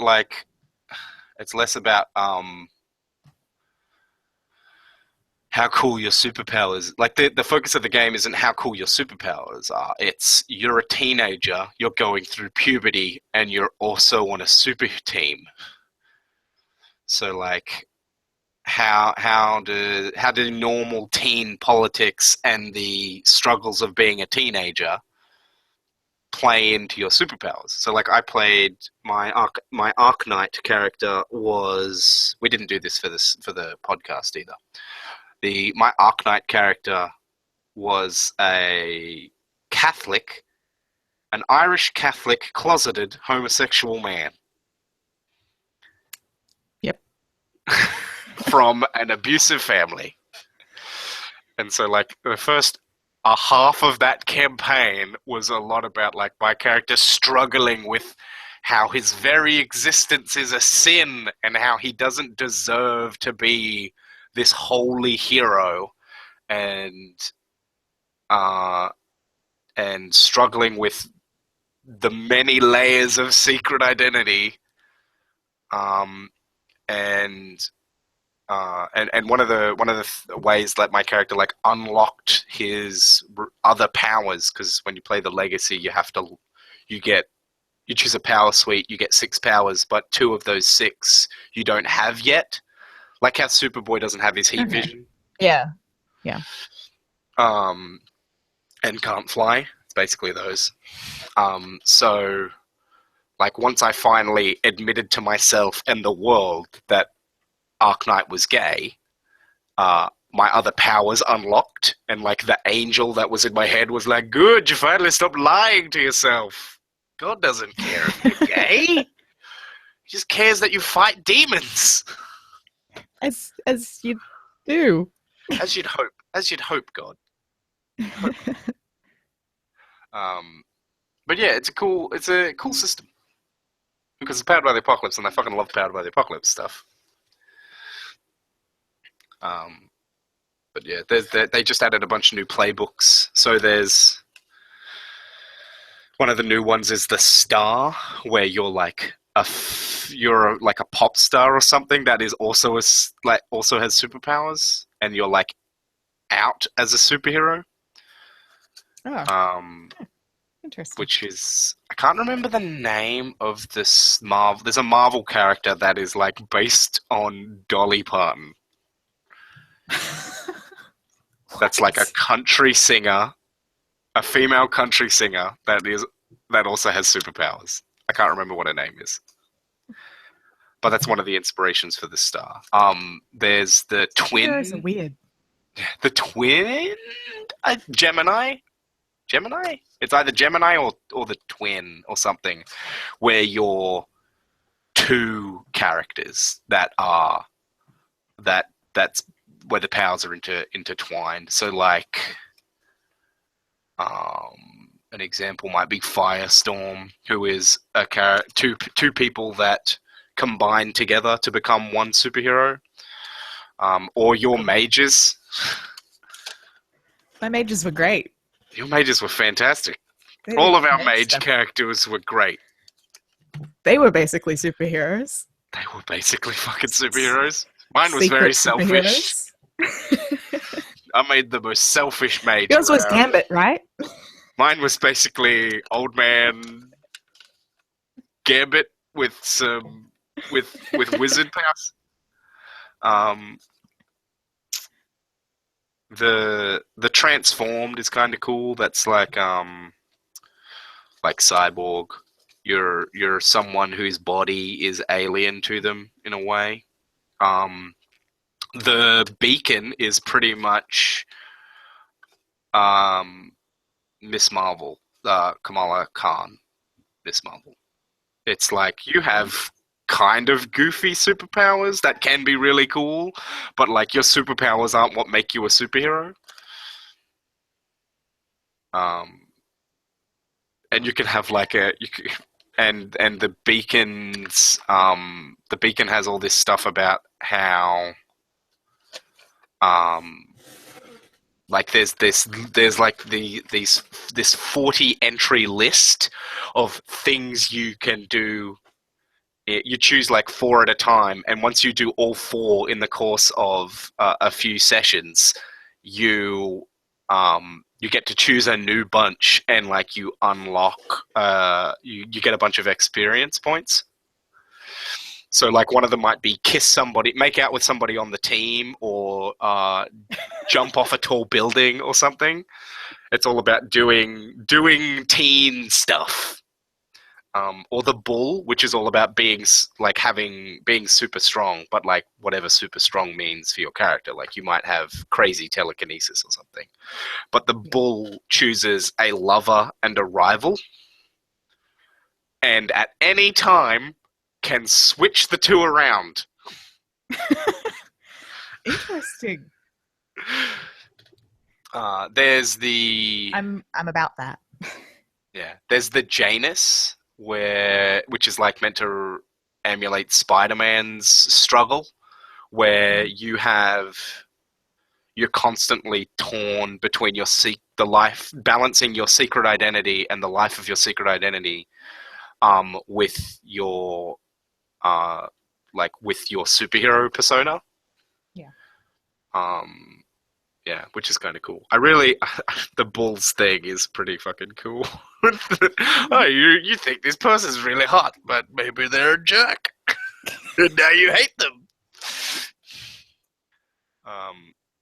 It's actually a bit like Wonder Woman's romance in Justice League Unlimited. Like, it always seems like she's bouncing between like Superman and Batman.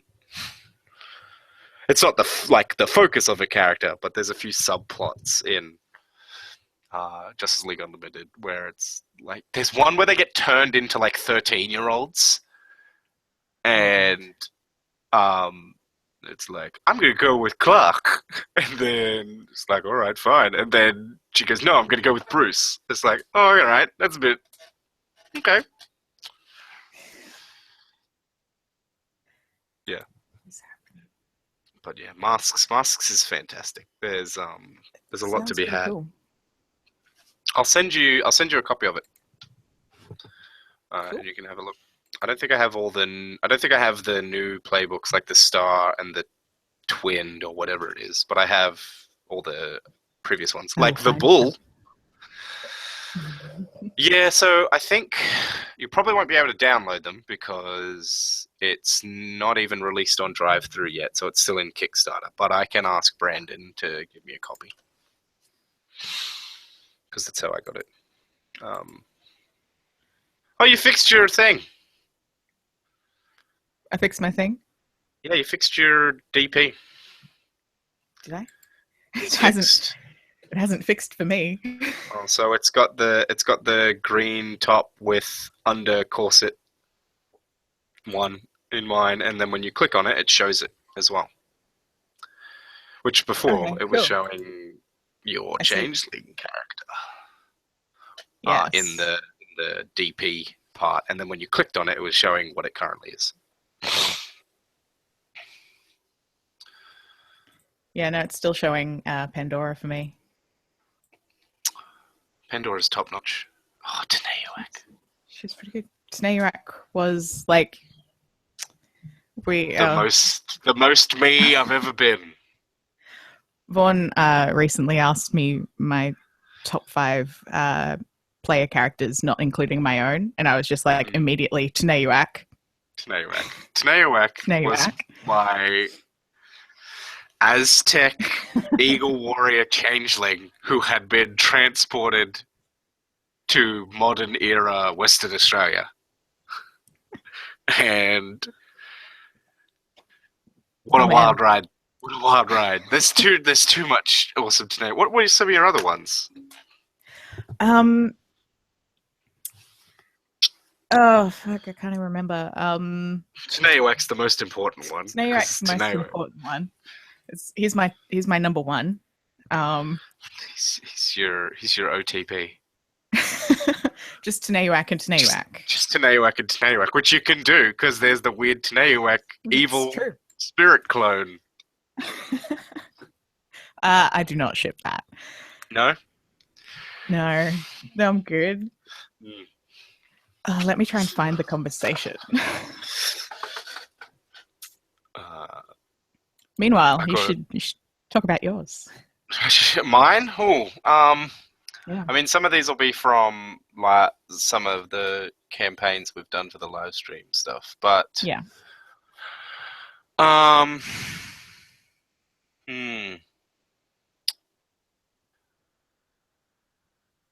Billy's hair witch was kind of cool. Yeah, Gregory. Yeah, something like that. Who's like stupid. Wilfred's crazy mage. Like, just for that moment of, are you a crazy wizard hellbent on Yeah. destruction? Yes. It's like, well, you gotta fight. We're gonna throw down.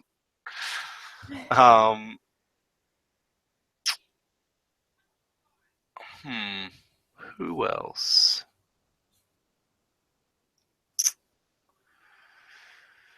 Oh, one of mine was Tor, Will's character in my Pathfinder one.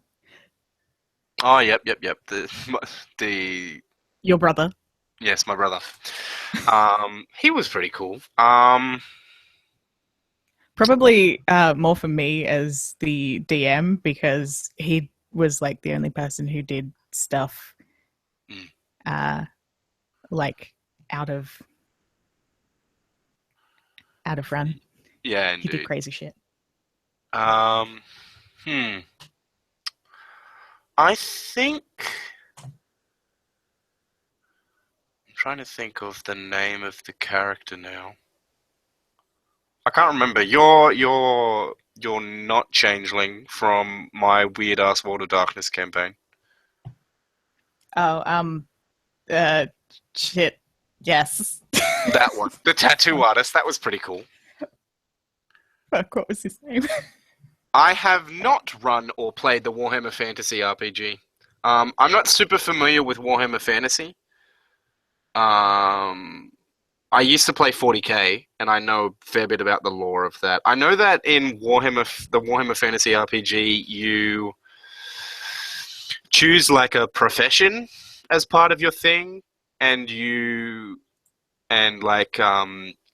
they're all sort of like medieval type professions. It's not like, oh, I'm a knight. It's like, oh, I'm a rat catcher, or I'm a fishmonger, or I'm a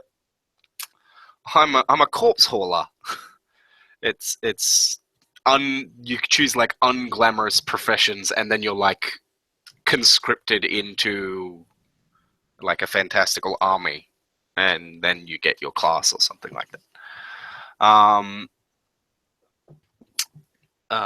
But I don't think you can get copies of the fantasy tabletop RPG anymore. I think it got discontinued.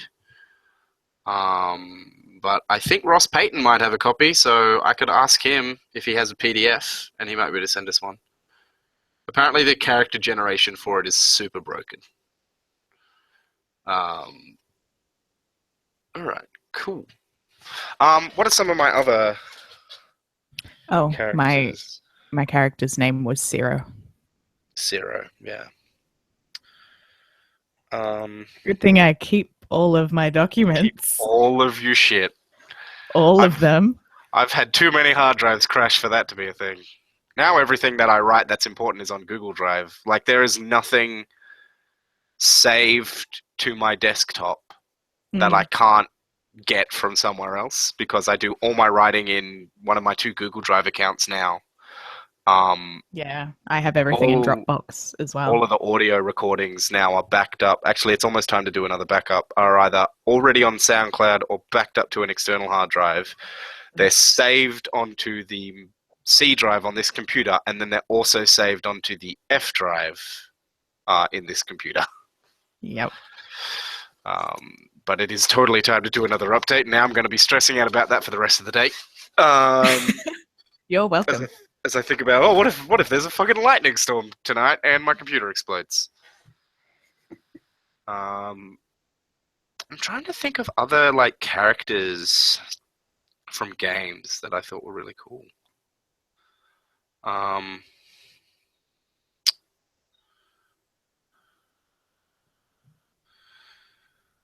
There was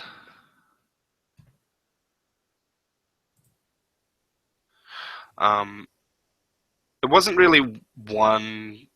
I mean, I guess it was one character. There was I did a campaign of.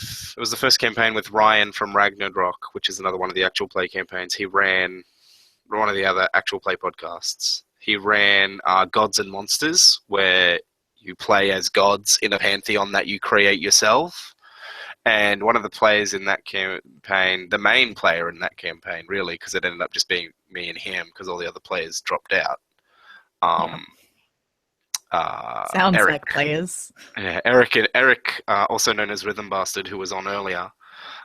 His god was really interesting, and I think part of he was playing like a war god, and part of the thing that made that interesting was Eric, who hadn't really played a lot of role playing before, and it was cool to see him grow and like Yeah.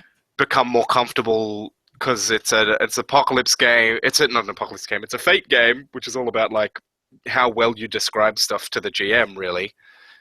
And then it's also So I should not play this game. and then it's also like, and then it's also you're a god.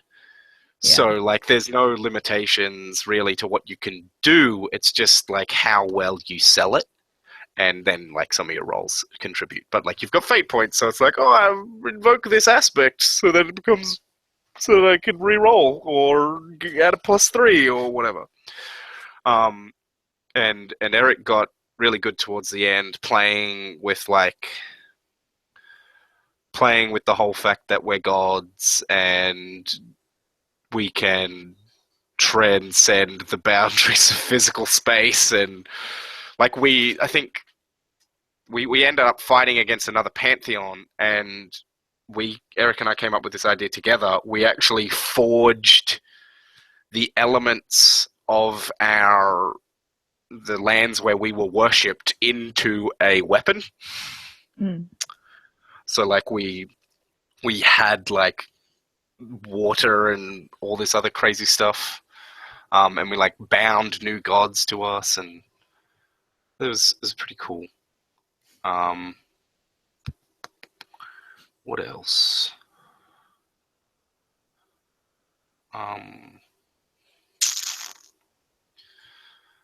So many games.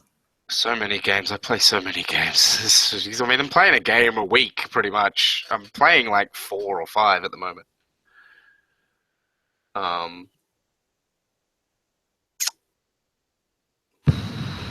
Ryan's... was it a hacker? Actually, it wasn't Ryan that I'm thinking of. I did a play-by-post game of The Sprawl, where you're cyberpunk heisters. You know, you do mercenary jobs and things. Mm-hmm. And our hacker in that,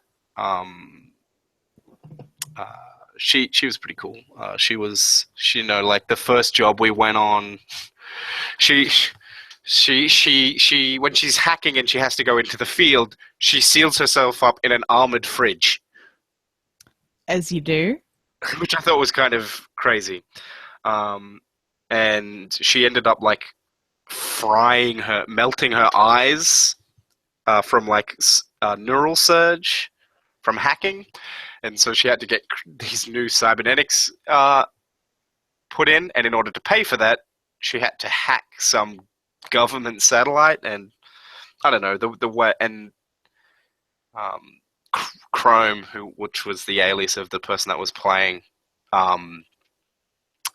she just put so much effort into it than anyone else playing in terms of like what she was writing. Like, she'd write out like 3 or 4 paragraphs, and even I was trying to be really descriptive. I would only write out large paragraphs when I was waiting for the game to get to me, and I knew what I was going to do in my scene. So I'd like write out like 4 or 5 paragraphs, and then I'd write out, well, depending on what Ryan gives me and what he's likely to give me, I will write out these other paragraphs, but I can't predict any further beyond.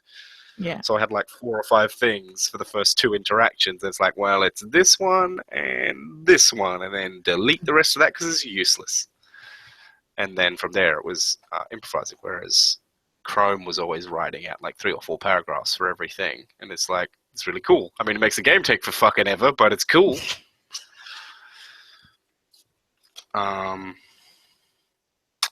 And trying to think of other things. I can't think of any other characters that really stood out to me in terms of being kind of cool. A lot of the stuff from like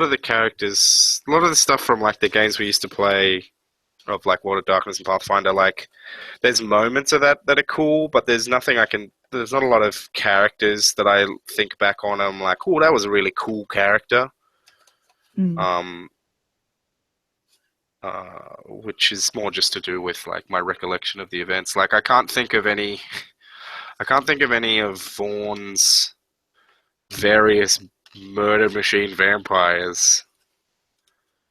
I guess it was only two. From Jeremy's. Yeah, where I'm like, oh man, that was a cool thing. Like, they did cool things, but don't have. I mean, what was his name? I can't remember her name, but Wilfred's immortal from your Alice. Alice from your Is in my list. from your hacker. Not hacker. Why did I say hacker? I meant to say hunter. God damn. 8 plus 11 hours of streaming. Yeah, Alice was kind of cool. She died a couple of times. She did. Well, I mean, she's immortal, so it was going to happen. But she was a model, so you know. That's what you want. I did my best. I cut off her head. Wilfred cut off her head. I know, that's so good. So Caitlin ran, for those listening, Caitlin ran a World of Darkness campaign where we were playing as hunters, but we were all more or less minor supernatural templates and didn't know that everyone else was things. Like, we had an inkling that people were playing as other templates, but we didn't know what or how many people. Like, I think at the beginning I thought there were how many people playing to begin with? 6 or 5? 6 to begin with, I think, and then went down to 5. Yeah. So I thought that 3 of us were playing as supernaturals, and the other 3 were just. And that was only because I knew I was playing as a supernatural thing. I thought the other 3 were just going to be flavors of Hunter. Didn't turn out to be the case. One of them was a flavor of Hunter. That's great. Beginning of the game, I was just like, yeah. So I had this idea for like a Hunter campaign where one of you is a supernatural, and I want you to be that person. I said to everyone. Yeah. Top notch. Just good quality GMing there. Like, that's a great way to set up a campaign. And then, like, halfway through the campaign, Caitlin was like, you guys are going to run into a hunter cell. Another enemy hunter cell that has found out that there's supernaturals in this hunter cell, and they're here to kill you. And I want you guys to stat up those hunters and play that game as them. And I think Billy and I were the ones that bought into that premise the most and made, all right, I'm a were creature. How can I fucking kill myself? I need a silver Uzi. And Wilfred was like, poisons up the wazoo. That'll fuck Alice over. I'll slow her down so she can't escape with paralytics, and then I'll cut her head off. And you did. You both killed your characters. Indeed, we did such good jobs. And I think Wilfred killed Vaughn's character as well, but she was also immortal. Yeah, indeed. I straight up killed my character, and it was only because of weird fucking ghost thing that had happened like the run before that I managed to become a Sin Eater. Like, otherwise I would have been dead. I would have been like, that's fucking cool. He very luckily won a game, essentially, that a very powerful spirit was playing and was just like, yeah, that's what happened. So it was very lucky. And then there was a spirit following me around. It's like, oh, well, Sin Eater shit happens. Cool. Oh, it was so good. I remember that fight, and I'm like, oh man, I'm gonna die so bad because I built this thing to just be a murder machine. And I didn't feel bad about it at all. Like, whereas like Vaughn and Jeremy very much were like, I don't want to kill my character. I like my character. Vaughn less so, but Jeremy totally just, like, Jeremy made a vampire hunter from the Malus Maleficarium, which is all about, like, fucking murder the supernatural. They are all scum and all need to be like wiped off the face of the earth. In particular, vampires. And then his character was like, "No, I'm going to befriend this thing." I'm like, "That's not fucking Malus Maleficarium at all." Yeah. And Vaughn's was busy having a fight with the other member of the team who was possessed. Mm. Oh, it's a good fight though. So their characters didn't help, but you two killed everyone. So that was great. Fucking off the chain with the murder there. It was so good. Oh, yeah. That's probably my most memorable moment from that campaign, that fight. Yeah. A lot of the other stuff is like, yeah.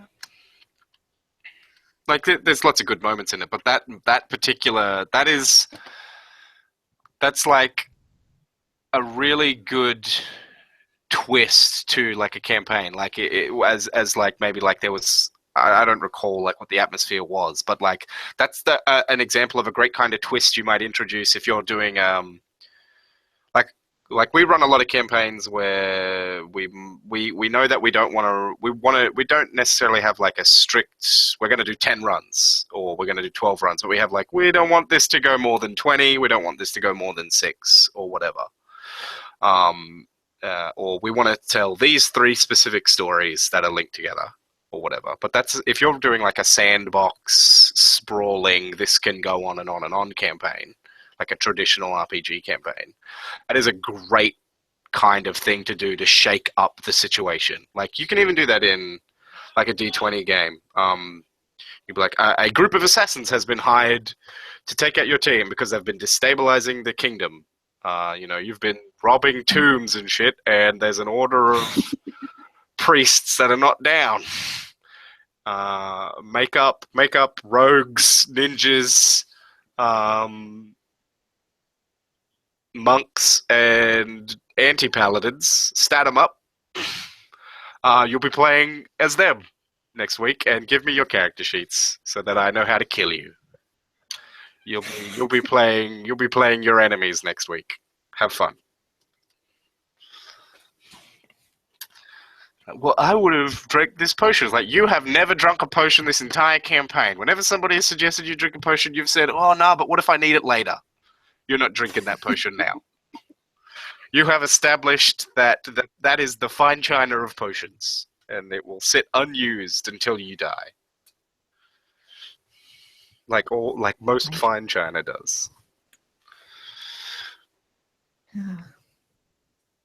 Such a good shake-up. Good. Fantastic. I was pretty happy with that campaign. It had what plants crave. It had what Caitlin's crave. Had what Caitlin's crave.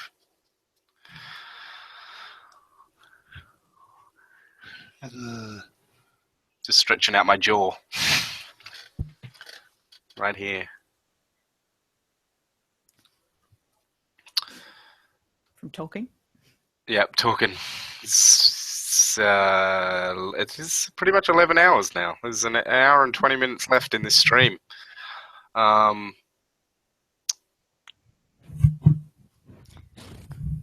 Yeah, which is good. It's been a good 12 hours. I never want to do this again. What about next time?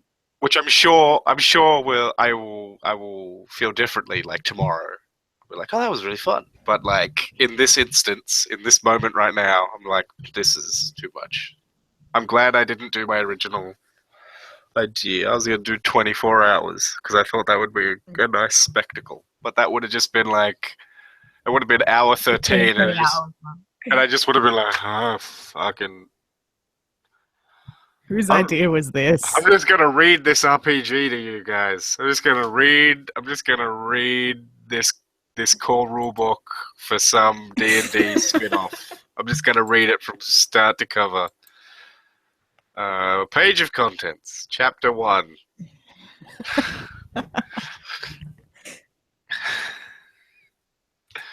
Beautiful content. That'd be the worst. Uh, yeah. On the subject of saving potions, Mm. I Misk. mentioned Misk. Mentioned I have been watching Critical Role, and I've been very surprised by the fact that they just use potions all the time. Yeah. So I'm like, no, but what if you need it later? What if you need it later? What if you need it later? And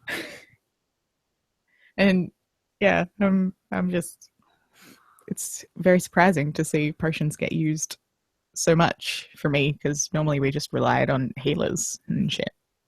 Yeah.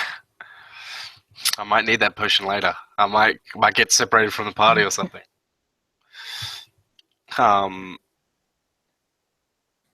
Yeah, my goodness. Critical Role, what a thing. That's just fucking exploded.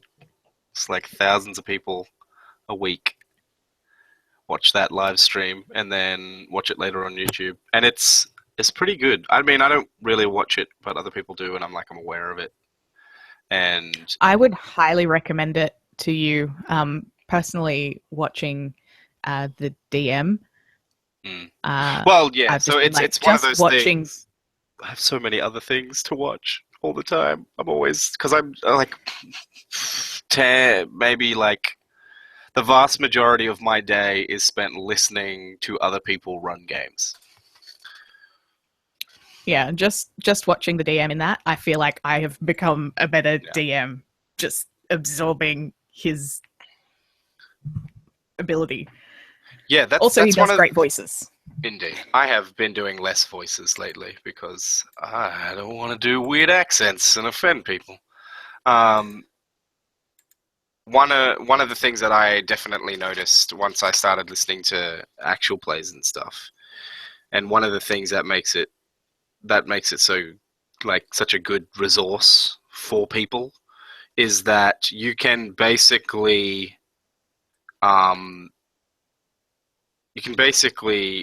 bootstrap your GMing experience because you can consume far more GM time that way than by just playing. Like you might play in one game a week or one game a fortnight or something, but you might have an opportunity. You might have like 12 hours or something a week that needs to be filled, like where you're like doing data entry or coloring, or like doing coloring for like illustrations or something, or if what did I used to do while I was or driving. Driving's a big one, and and you can fill that time with other people GMing, and then you can essentially get like 6 years worth of experience in a year because of all the RPGs and shit you've listened to. Like between the Wild Talents campaign that we ran for the podcast and even just between the Realms of Light campaign that I ran and the Wild Talents campaign, my GMing style changed. And then between Wild Talents and Eclipse Phase, the Eclipse Phase campaign, my GMing style changed again because of all the other stuff I'd seen. I'm like, I don't have to get away from my improvisation and start planning more. I just need to change the way I improvise. So instead of making up names on the spot, make up a list of 100 names beforehand and then fucking just make up characters as I go. Like, I have that list of names. I know there's going to be a bunch of triad people in this, or like play games. One might say that is planning. That is planning, indeed. Sorry, I changed tack halfway through the sentence. Or play, fuck, what do you call it? Games that rely on that improvisation more, like Powered by the Apocalypse games, particularly Dungeon World, is all like, don't create your setting before you start playing. because the players are gonna be making up stuff and filling that in, and find games that lean on your strengths more, and things like that. And then I also run games that don't lean on my strengths, but yeah, I totally see where you're coming from with the just watching that has changed what you're doing. It's also because you're not in it, you're just watching it. It's much easier to catch all the little things, all the little details. So otherwise, you'd be, planning your next move as a player or whatever. Yeah, so you don't really notice the cool things necessarily. Like, you notice the story stuff that your GM is doing when you're playing, but you don't notice the game mastering Technical stuff. Yeah. That they're doing. Yeah, I totally get that, and you pick that up in a bunch of stuff. Joy, I can hear you behind me. What are you doing? Just You're dog coughing. things. She's coughing over there now. She's staring at me. Come here. Come here. No, she's going to scratch at that bag. What did that bag ever do to you, Joy? It was camouflaged. You can't have camouflage bags in a room like this. What is this? It's inappropriate.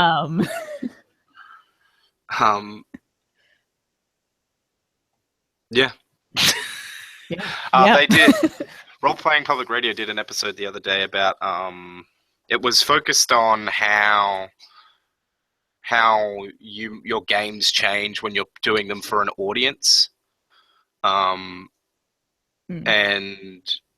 one of the things they talked about that, which isn't like specific to this, it's just a general thing about GMing, is how no matter how good you are as a GM, there's always a thing you can do to go further and be better. Yeah. There's always something new to learn. And that's true of literally any storytelling medium. And true of most creative mediums. There's always something new you can learn. Something new you can pick up, some new skill you can refine. I remember when we did the Realms of Light campaign, which was the World of Darkness fantasy thing that we talked about earlier in the stream. Like, the thing that I tried to do with that and fucking struggled with was to have a cool mystery-esque plot thing going on behind the scenes and not just tell my players about it. It'd be like, oh yeah, you find the thing immediately, and how cool is it? Like, I worked really hard to not reveal what the fuck was going on straight away. And like, now I can almost do that without, I don't have to work at it as hard, even though, like, there's a lot of other things about that campaign that were not great. But in that regard, like, I grew. And now the way I deal with that is I make things, when I include something like that, I make sure that I think about, well, where can I show it? What are the things I'm going to do to seed that out and foreshadow it without just fucking being like, first run, oh, you work out that they're monsters from a parallel universe. They're here to steal all the iron on Earth. Or reveal. Well, that has no payoff and is uninteresting. It's like, why are they stealing all that wire? Why aren't they buying all the things that you guys are buying? What is this other team doing? So that's like one of the things that I've done. And then one of the other things I've been doing lately. Mystery. Yeah. Yeah. It's too mystery. Too mysterious. I would like to shoot it. Do you want to tell people where that joke comes from? When I've forgotten was his during- name. Lachlan. Lachlan, yeah. During, I think you would be better at telling the story because I'm struggling. Yeah, but to... then I have to talk more. Okay, so we introduced a guy who is a cousin of my brother's wife, Lachlan, who's 5 or so years younger than us. So he was just finishing high school when we were playing a game of World of Darkness, setting World War II, where we were members of the The Axis. bad guys. We were the bad guys, which, like, I would run that. If I was running a campaign like that now, it would be completely different. Like, that was so. Anyway, that's a different story. And so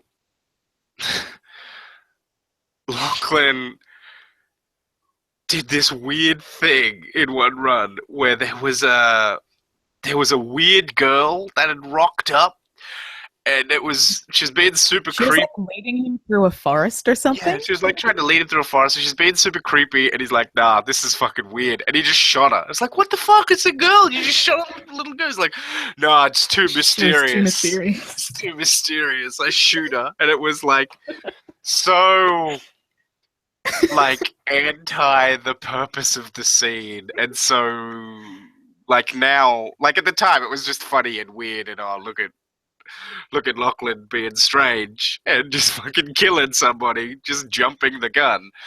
Whereas now I look at it and I'm like, that player did not buy into that scene. They didn't see the genre they were playing in and go with it. They saw the genre they were playing in and was like, nah, man, that's dumb.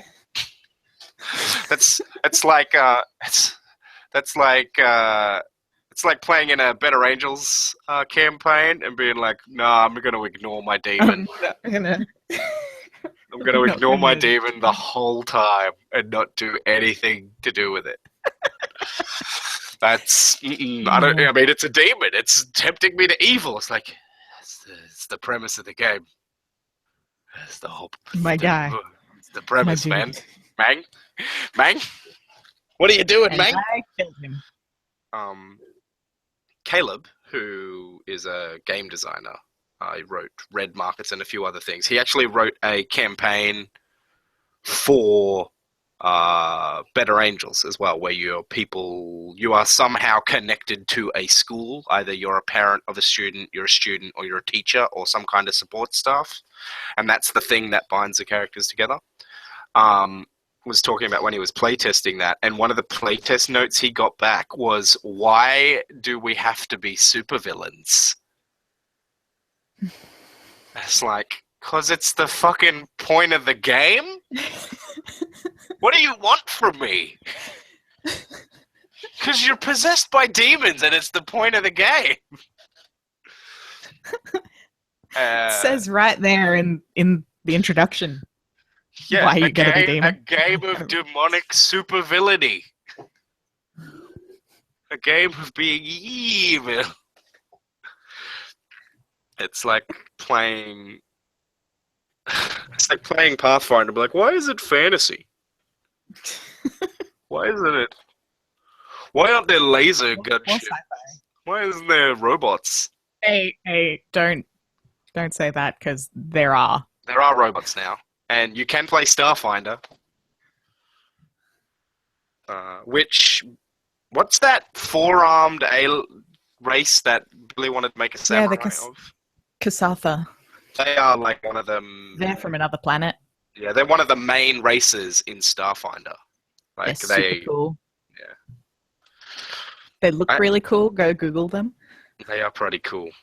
The Starfinder cover is pretty cool. There's there's three like people on the cover. I can't remember what the really bland humanoid person is. I think it's a woman, but I don't know. And they're not bland because they're a woman. They're bland because it's like the other two characters are far more memorable. One of them is this four-armed crazy alien dude with bleach bone skin and like has a giant laser rifle in his top two arms and then like pistols and sword in the bottom two arms. Oh, he's got magic in one arm and a go. dagger in the other. There we go. And then one of them's like a crazy rat thing. With a gas mask. The gas mask, which Caitlin's not a big fan of gas masks or masks. Mostly gas masks. I like masks. I just don't like wearing them. Oh, fair enough. And then the other one is a hot chick. Yeah, there you go. A hot chick. Hot space chick. She just look like a human? She's a human with like circuitry on her. Oh, so maybe she's like a cyborg or something, or green ending Mass Effect. And she has no pupils, just green eyes. I mean, That's maybe about it. that's pretty They space. had to make her hot and a That's space true. chick. That's true. She's Raymond, gotta be a hot. Can't have ugly women. Well, God. you gotta pull in the nerds, Caitlin. You gotta attract them nerd boys. Those demographics. I'd just like to say, female Kasatha also look rad, so they could have put a female Kasatha on there. They could have just put all Cathartha. It should just be the Cathartha Yeah. role-playing game. You just play as them and no Yeah. other species. Who doesn't want forearms? No one. So Yodel suggested that you could do more brands of justice, superheroes that begrudgingly appease their demons. Tried that, didn't work. Trust me, it doesn't work as a campaign model. It's a cool thing to include in in your game world when you're running Better Angels, and it's cool if one of the players does it. If you have your entire team basically trying to be demon possessed people pretending to be superheroes, it doesn't work. And in fact, is one of the many failings of that campaign. The first being we should have just played Fate, where everybody was the demon of the person to their left. yeah, I came out from that game going, it's a really cool idea, but No more of I that. hate the system. I really hate the system. Yeah, no, I totally get it. I don't really have much of a desire to. It's weird too because like other one-roll engine games work quite nicely, and it's just the play style of that and the way it's meant to be played just is. It's going to be really easy for some people to get, and they're going to have a great time with it. But it's not for me, and it's definitely not for you. No. Yeah, I can't run it well, and don't much care to. I'd much rather play it another way. Oh, I was thinking about, because I recently started watching. When I renewed my Netflix subscription last month to watch Luke Cage. I also started watching Unlimited Blade Works. Good old Unlimited Blade Works. And I was thinking about Wilfred's Fate Zero Grail War campaign idea that he's thrown around for a while. And I was thinking about if you were playing that campaign, it'd be interesting if you all play as the one team. So like maybe you have only 3 players in it. One person is the mage, the actual master. One person is the servant, and then one person is like a support person. Or maybe you have two people that are kind of working together. One is technically the master, but the other one's like manipulating them or coaxing them through or something like that. Or you could even do it with just 2 players, whatever. We've seen plenty of examples that just 2-player campaigns can totally work. But I was thinking it might be interesting. On a side note, I just finished a 1-player campaign by myself. Wow. With whom? Because, so I had to. I wanted to finish the campaign that Vaughn was running when shit went down. The vampire campaign, yep. Yeah, so I finished that by myself, alone. Nice.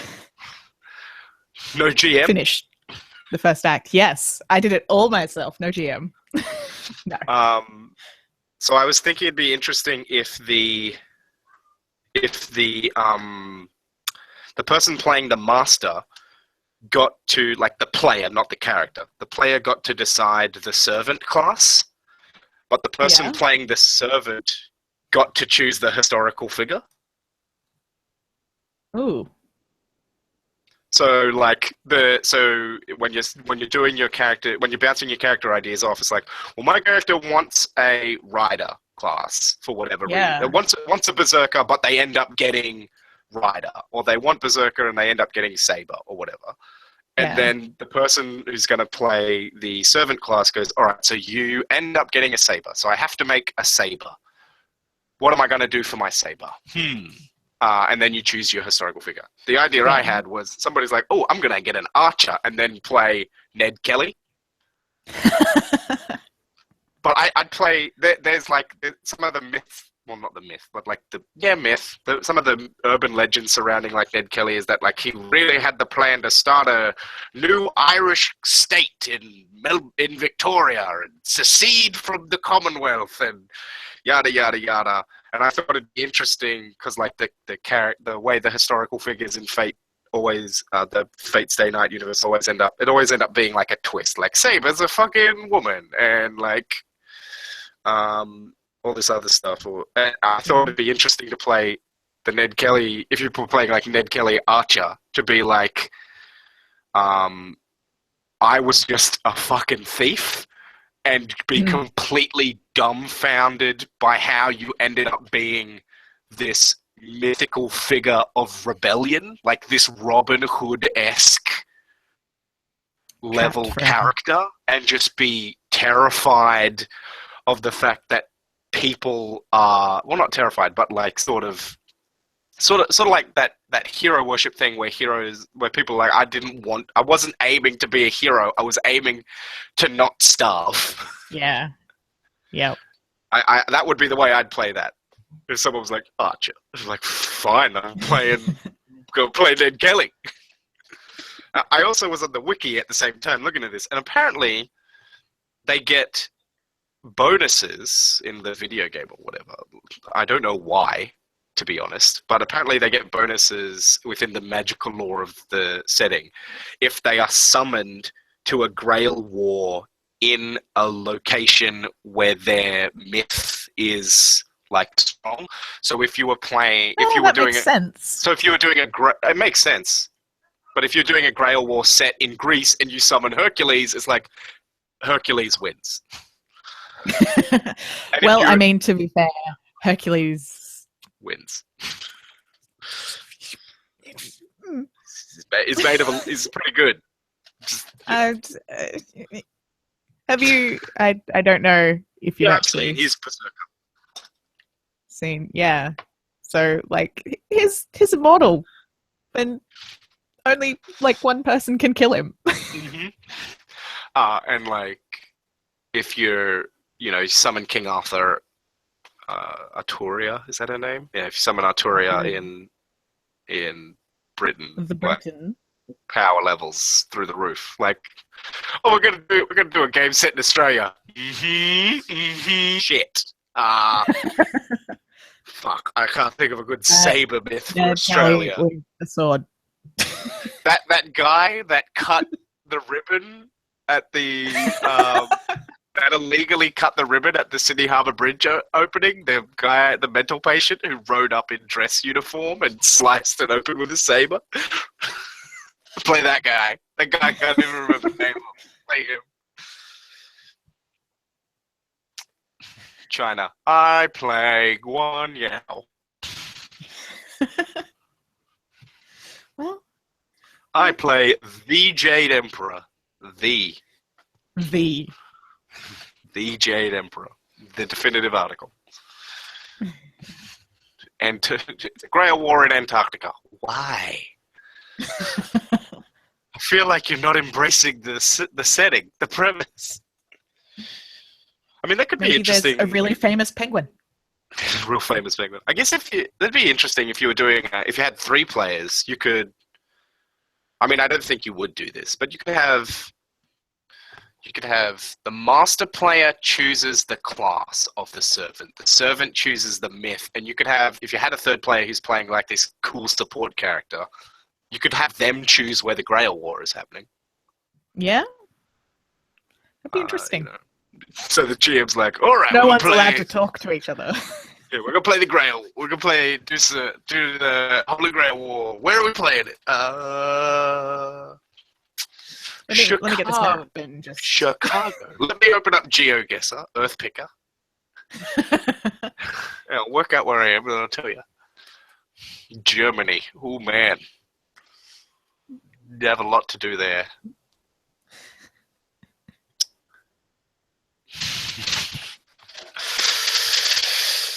But yeah, those were my musings.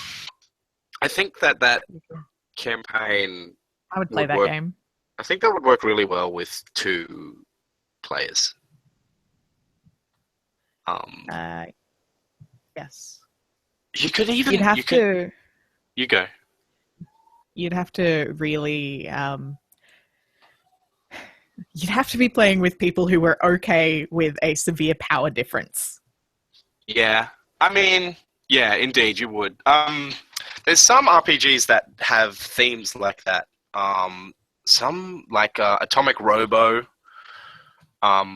which there's a webcomic called Atomic Robo, and anyway, the game, you are normally playing as sort of scientist characters, but like pulpy scientists. So like, maybe you make like a death ray and shoot somebody or something.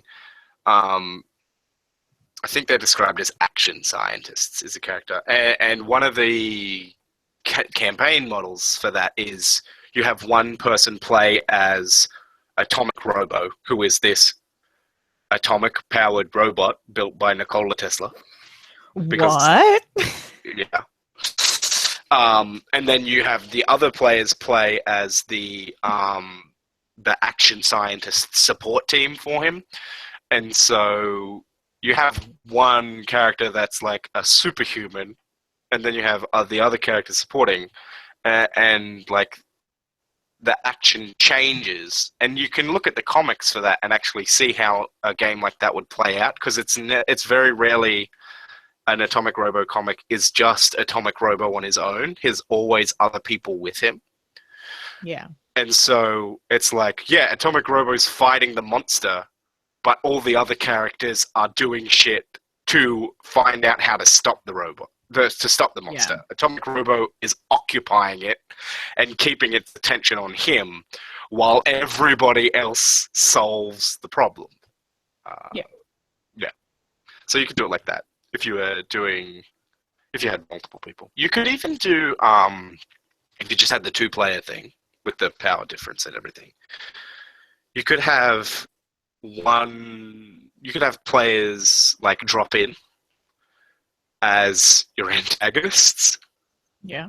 Let like other players chime in as the other pair or something. I mean, that wouldn't work well for a like live streaming or podcast game or whatever, but it worked fine for a normal campaign. The having people drop in. It'd be cool to have guest appearances, but I don't think it would make good. I think that it would make a really broken story in terms of it wouldn't hit consistent thematic beats in a way that is conducive to good podcast. Just run 7 games for 2 people. 7 games for 2 different people. Jesus Christ. I mean, where each of them is playing one of the heroes. Oh man, it'd be so annoying to try and mesh those stories together, like, because you can never do. It's hard enough with 2 parties. Just don't do it. Dude. There's fights in Fate Stay Night where there's like 3 groups. You can't do that all like asymmetrically with. Well, on Monday we're gonna run for Group A, and then Tuesday will be Group B, then Thursday's Group C, and then I'll try and mesh together what actually happened after the fact.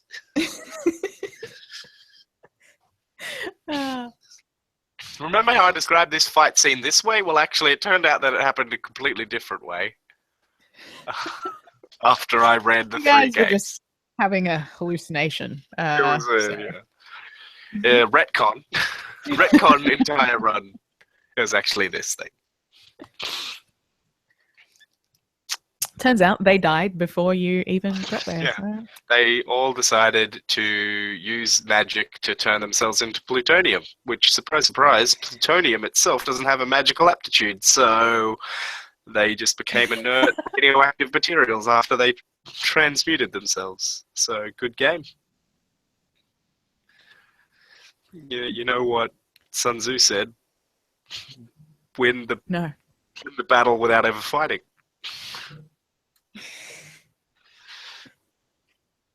It's not the actual quote. There is a quote like that, to that effect, in No man The Art of War. is an island.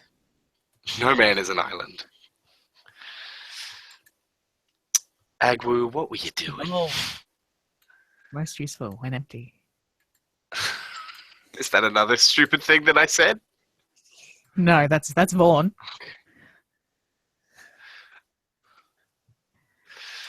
It sounds like a Vaughn thing. I really want to play this game. Which one? Fate Stay Night? Yeah. It would be fun. I mean, I'd run it, but I'm not as hardcore a fan of that universe. I mean, that might work in my favor. I'd have to be like, Wilfred, you have to run it because you know the universe, you know all the things.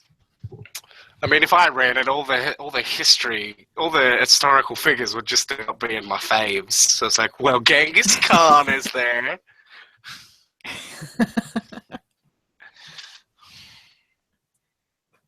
Ryder.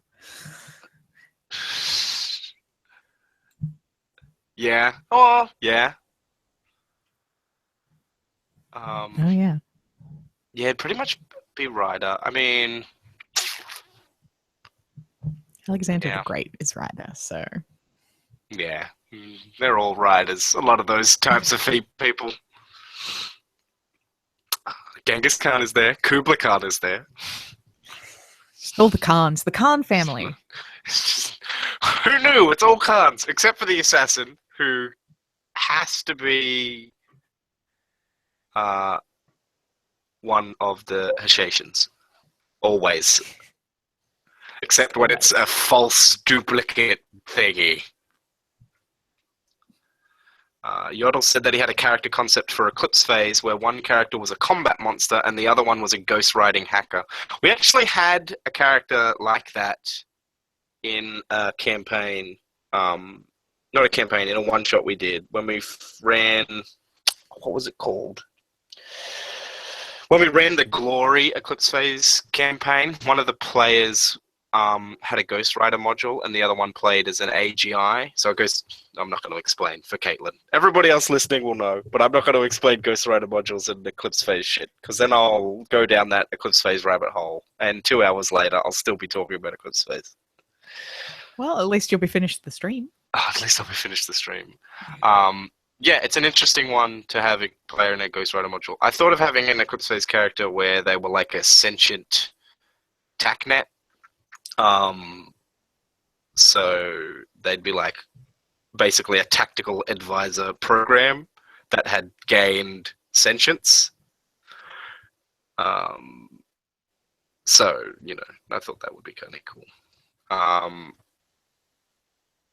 Yeah, I couldn't run that Fate Stay Night game as much as I would love to, so that Billy can play it.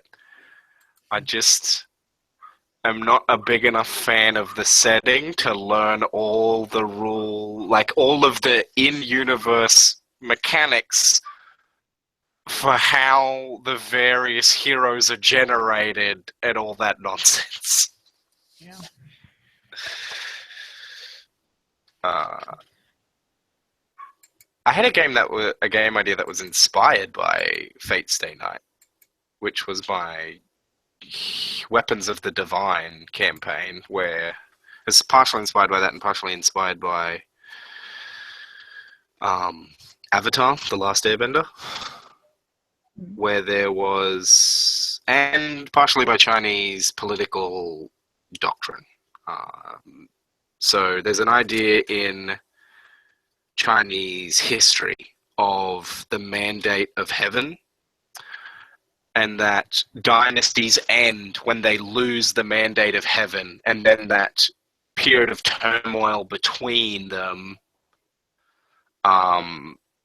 is sort of the natural chaos that allows the mandate of heaven to be acquired by another. And this is sort of like a retroactive idea that was added to Chinese history to explain why these dynasties end and devolve into chaos, and then a new dynasty arises out of it. And I had the idea of, well, what if that was real? And what if the thing that causes that is these divine beings sent by the cosmos to prevent stagnation? So that's what the weapons I would like to interrupt this to promote 12 Kingdoms. 12 Kingdoms is pretty good. I haven't watched all of it. I've watched like the first 5-10 episodes, and it's good. But Caitlin needed her box set back, so I was taking forever to watch it. It's a pretty box set, and I love it. It's a very nice box set. But yes, similar to that. Sorry, I interrupted. No, it's fine. It's a good reason to stop for me to have a moment. So yeah, I had these weapons of the divine, which are like these archetypal beings that embody they embody weapons. So like one might be the sword, but it's not a specific type of sword or anything like that. It's just a sort of general premise of a sword. And these beings come when the world of mortals starts to stagnate and solidify. And so whereas the Avatar in Last Airbender is a figure of order, their purpose is to maintain balance, whereas I was going the opposite route, where like stagnation of human culture is bad, and when we solidify, shit gets worse. And so like the idea of that I had for the weapons of the divine is that they're these beings that come and prevent stagnation, and like sometimes they might come and they're like warlords and they destroy kingdoms, and other times they come and they fight oppression because that's the thing that is stagnated. There's like a horrible regime and they come to break it down, or there's a horrible religion that is causing oppression and they come to break it, or some horrible idea, or the people have lost technology and everybody's starving, so they like come and change things. They're these agents of chaos and change. And I had the idea of the way that you do character generation for this is you have your archetypal weapons, your sword, your axe, your spear, your knife, shield, gauntlet, I think was meant to be like hand to hand, and bow was one. And so you choose the one of those you're going to play, and then you choose like character descriptors. Like perhaps the sword is commanding, or the spear is discerning, and you'll choose 3 character sort of descriptors that are associated. But you have to choose. You choose 3 or 4 or something, and you have to choose at least one character descriptor that could be from another weapon to represent the fact that with prophesized beings, it's always, well, this person kind of fits the prophecy, but also doesn't. So like when you're playing as your weapon divine, if you do these weapons are the divine characters, these archetypal beings. If you play an adventure where it's all about finding out which one of the prophesized beings you are, your character might think they're going to be the sword, The player knows what one they're going to be. They know that their character's going to be the axe, but they've trained their whole life expecting that when they go to the prophecy place and find out who they are, they're going to be the sword. And then they get there, it's like axe. It's like, what? Axe. Why am I the axe? Well, this, and this. But what about this? This other thing that I'm all about. It's like, well, axe. Sorry, you're axe. It's like, well, fuck you, I'm axe. And so, yeah, I thought that would add flavor to it. I don't know. Sounds interesting. Yeah. Interestingly enough, in vague relation to that, I was recently thinking about doing like an epic fantasy, probably Pathfinder, let's be honest, thing again. I could look up 5th edition. It's so good, though. It's my favorite version of D20. But I'm kind of sick of the whole good versus evil thing that's always so present in it. And I was Order like, versus chaos. maybe I could do an order versus chaos, because that's a law versus chaos, because that's another spectrum on the alignment system that no one really explores. does And we the all major love thing. we both of us love the Dr. Fate scenes in Young Justice. Oh boy. Fate has intervened. That's not even your name. Fate has decreed her sacrifice will not be in vain. You're a god. What are you doing?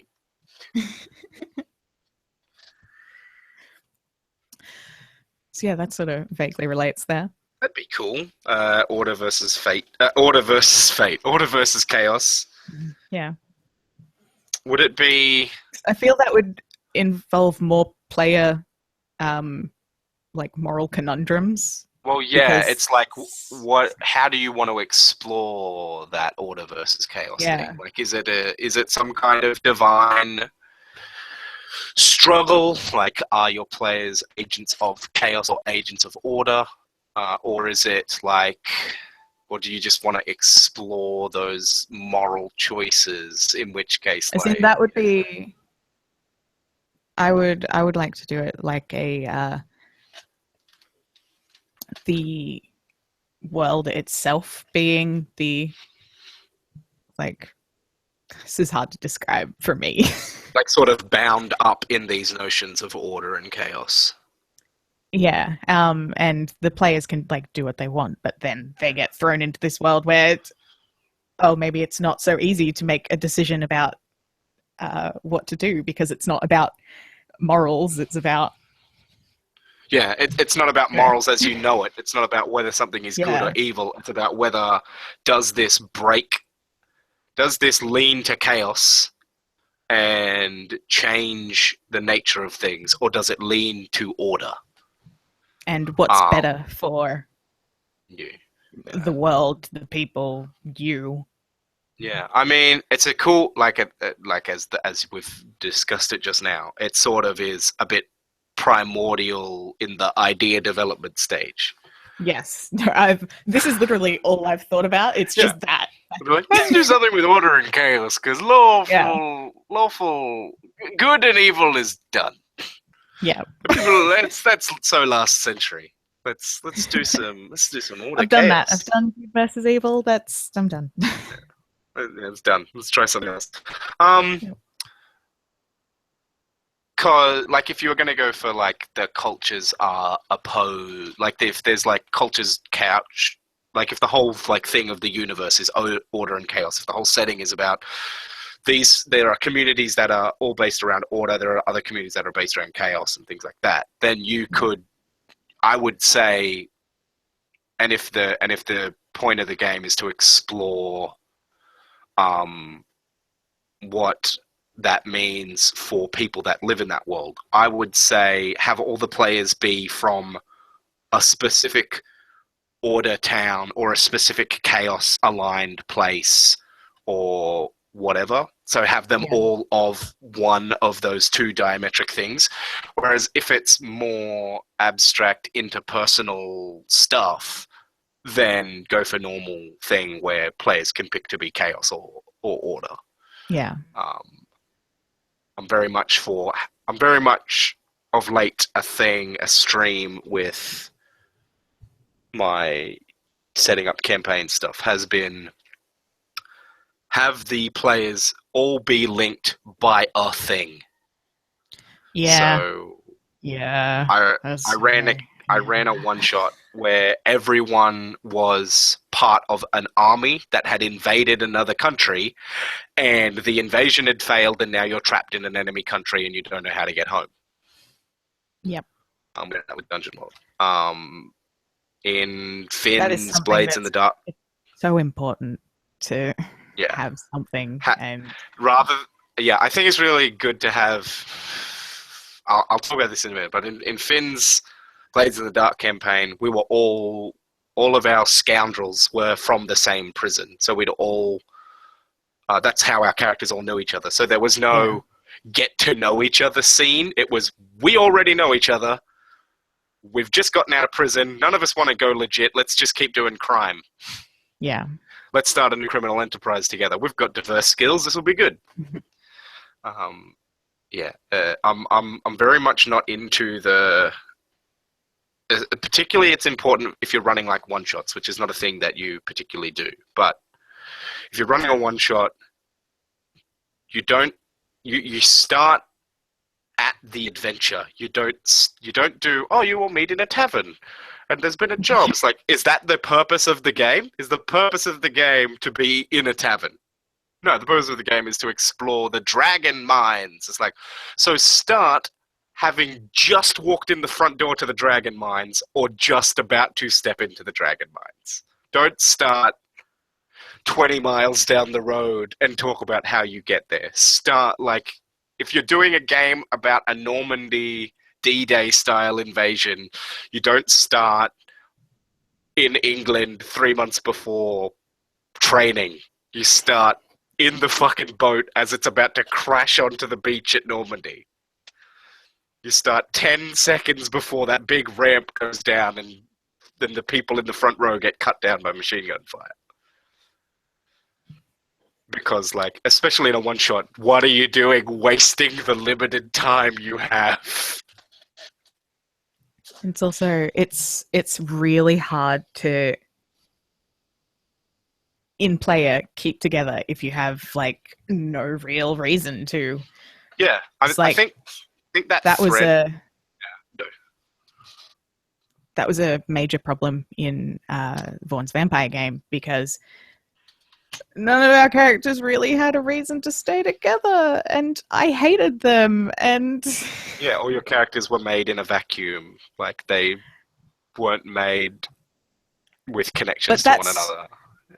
But that's okay if the storyteller gives you something that Vaughn never did, which was the problem. I think. Whereas, I think like you guys all in the one that I ran, the Secrets campaign, you guys.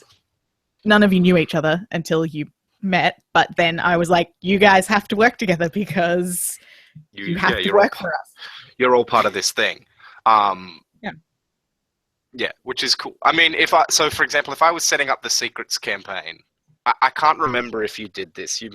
Actually, I think you might have, but whatever. If I was running it, regardless of whether I remember correctly, I would run it. I would tell the players, you're all going to be part of a hunter organization and you're all going to be working together, but let's do the adventure where you meet or something. I mean, I probably wouldn't do that because I'm not into let's do the adventure where you meet stuff. But if that was a goal that I wanted to do, if that was a story I wanted to tell, I'd have the players know that at the end of this, you all have to end up together. So nobody go, oh, I'm going to walk on, I'm not going to sign on to be part of the hunter group. I'm going to take a plane to fucking Afghanistan. It's like, well, cool. You're out of the campaign, I guess. Why did you even make a character? It's like, oh, but I want to play the campaign. Like, well, you didn't fucking do what you had to play in the campaign. Yeah, sorry, go. No, so the first run was you all with your own little individual how you joined the hunter organization, and even if you said no, which I believe you may have, you got kidnapped. Yeah, I like tried to run away because I didn't And know you what were the fuck was dragged going in. on. Yeah, And they were indeed. like, you can either work for us or you can die. which is a So- great example of how people change. Because now I'd be like, hell yeah. Is this the premise of the campaign? That smells like I'm gonna go. It smells like the premise of the campaign. And I told you all before that you would be Yeah. working for these people. So it's Yeah, indeed. I couldn't remember whether you had or not, so that's where that thing I just that's the whole said premise came- of the game. You're going to be hunters, except you're going to be a supernatural. Indeed, and then fucking everybody else at the base turned out to be supernatural as well. Except for the guy in charge. He was a The guy human. in charge was a human. Mistake.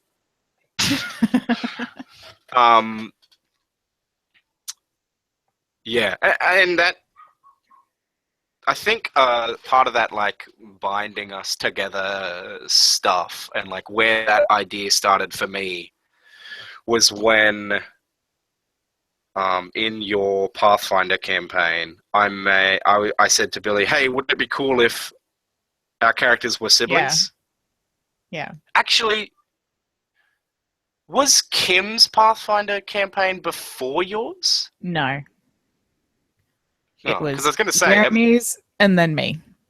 yeah, because it might have been that fucking 2-run campaign. It might have been that was the first time. But yeah, after that, it was all like, how can I, every time like I'm playing in a campaign, it's like, how can I ensure that my characters are bound to And it's other really characters? good.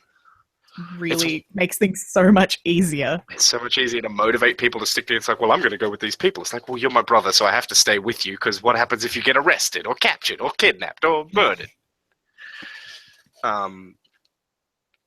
That's one of the cool things about... It makes the whole thing smoother. Yeah, Powered by the Apocalypse games tend to encourage that. So, like, you have history for actual Apocalypse world, where you have each playbook or class, depending on your nomenclature, depending on whichever term you prefer. Fuck me. It's 11 and a half hours. You have specific questions that you ask. So everybody introduces after first character generation, you make a character, and then everybody introduces their characters. Like, I'm blah, I do X. Here's some actual interesting things about my character that aren't just purely mechanical shit. Here's the actual story of my character that you might know. And then they have specific questions that they ask. It's like, which of you maybe helped me murder a guy and hide the body? And Dungeon World, which is a fantasy version, has like bonds where you have like basically several lines of text and you write them in. I actually have some. We played Dungeon Planet earlier today, so I actually have one of the character sheets here.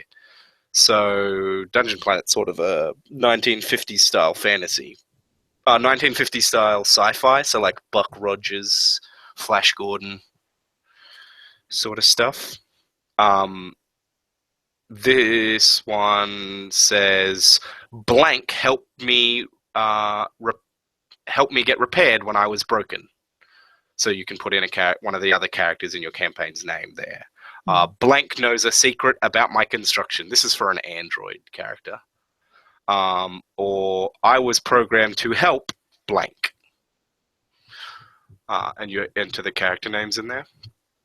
And that helps you define connections. And there's some mechanical benefit to that. Like there's an aid move where, I try to help them do this thing. It's like an assist roll, and you roll plus the amount of times that person is mentioned in your bonds section. So if you're playing like a 4-person campaign, you're probably only going to have each person listed once at most. Whereas if you play a 3-person game, you might double up.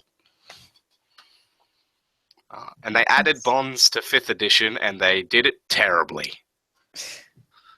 Because it's literally just a section on the character sheet that says bonds, and then there's nothing written underneath. It's just blank lines where you can write in other characters' names, and there's not like questions like that you fill in. Or... Yeah, it just says bonds. It's like, What's the point of having that on a sheet, like. And then, like, if you're gonna borrow from other games, which you should as a game designer, why do it that way? Like, why not have interesting questions for the paladin? You can even... Dungeon World has a paladin class. You could just copy-paste the Dungeon World questionnaire.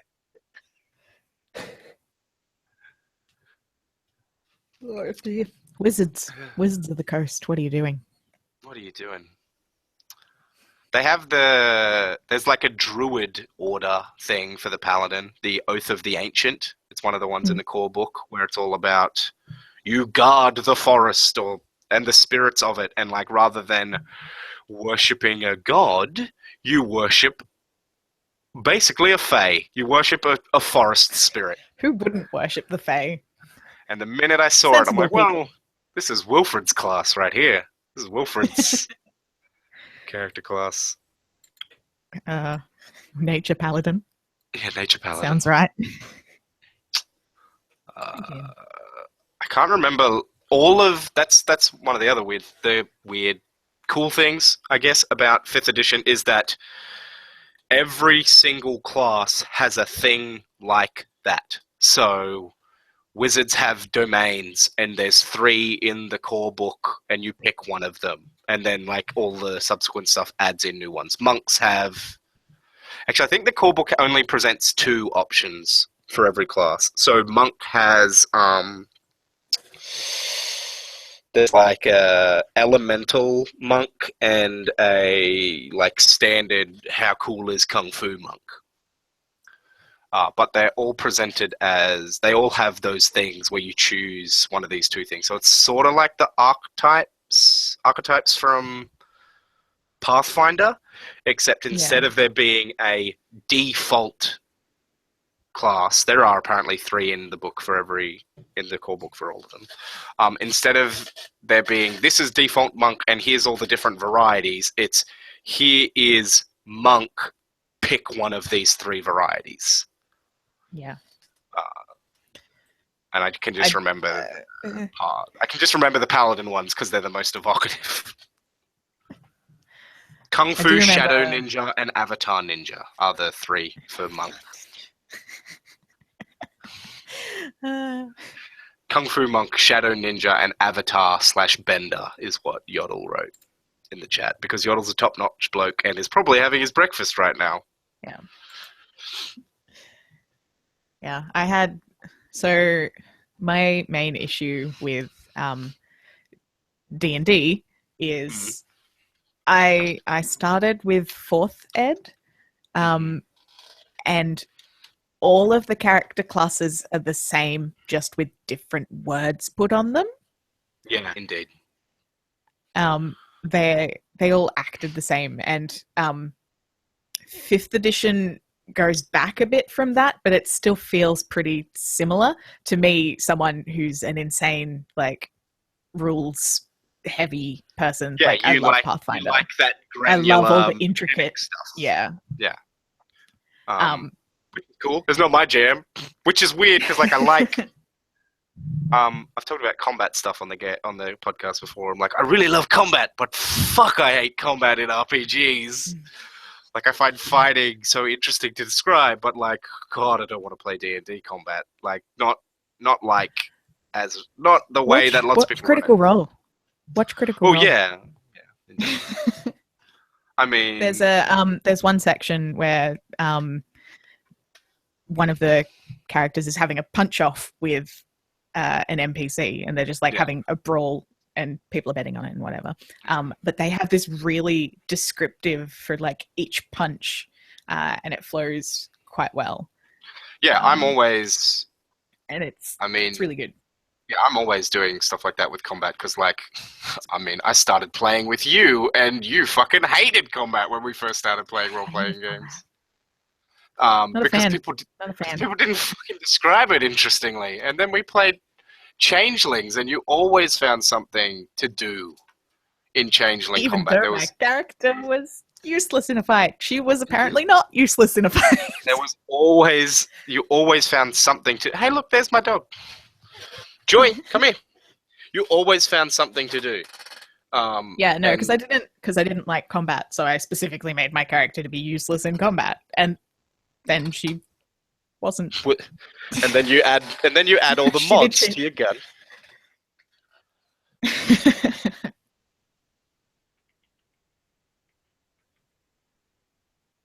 I don't know what FFA stands for.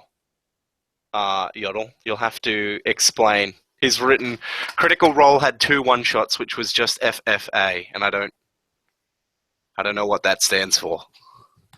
I have no idea what that abbreviation means. Joy, come here so I can pick you up and show the internet people. Dog.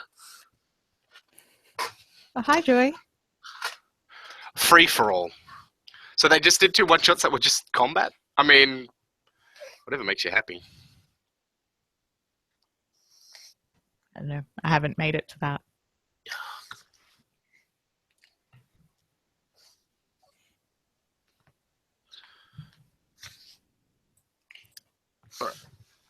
Go sit over Yeah, there. so that's- Yeah. Although I mean, I did download all of the. I did legally acquire all of the 5th edition books. legally. No one's watching. Wizards of the Coast start tuning in. They'll be like, ha!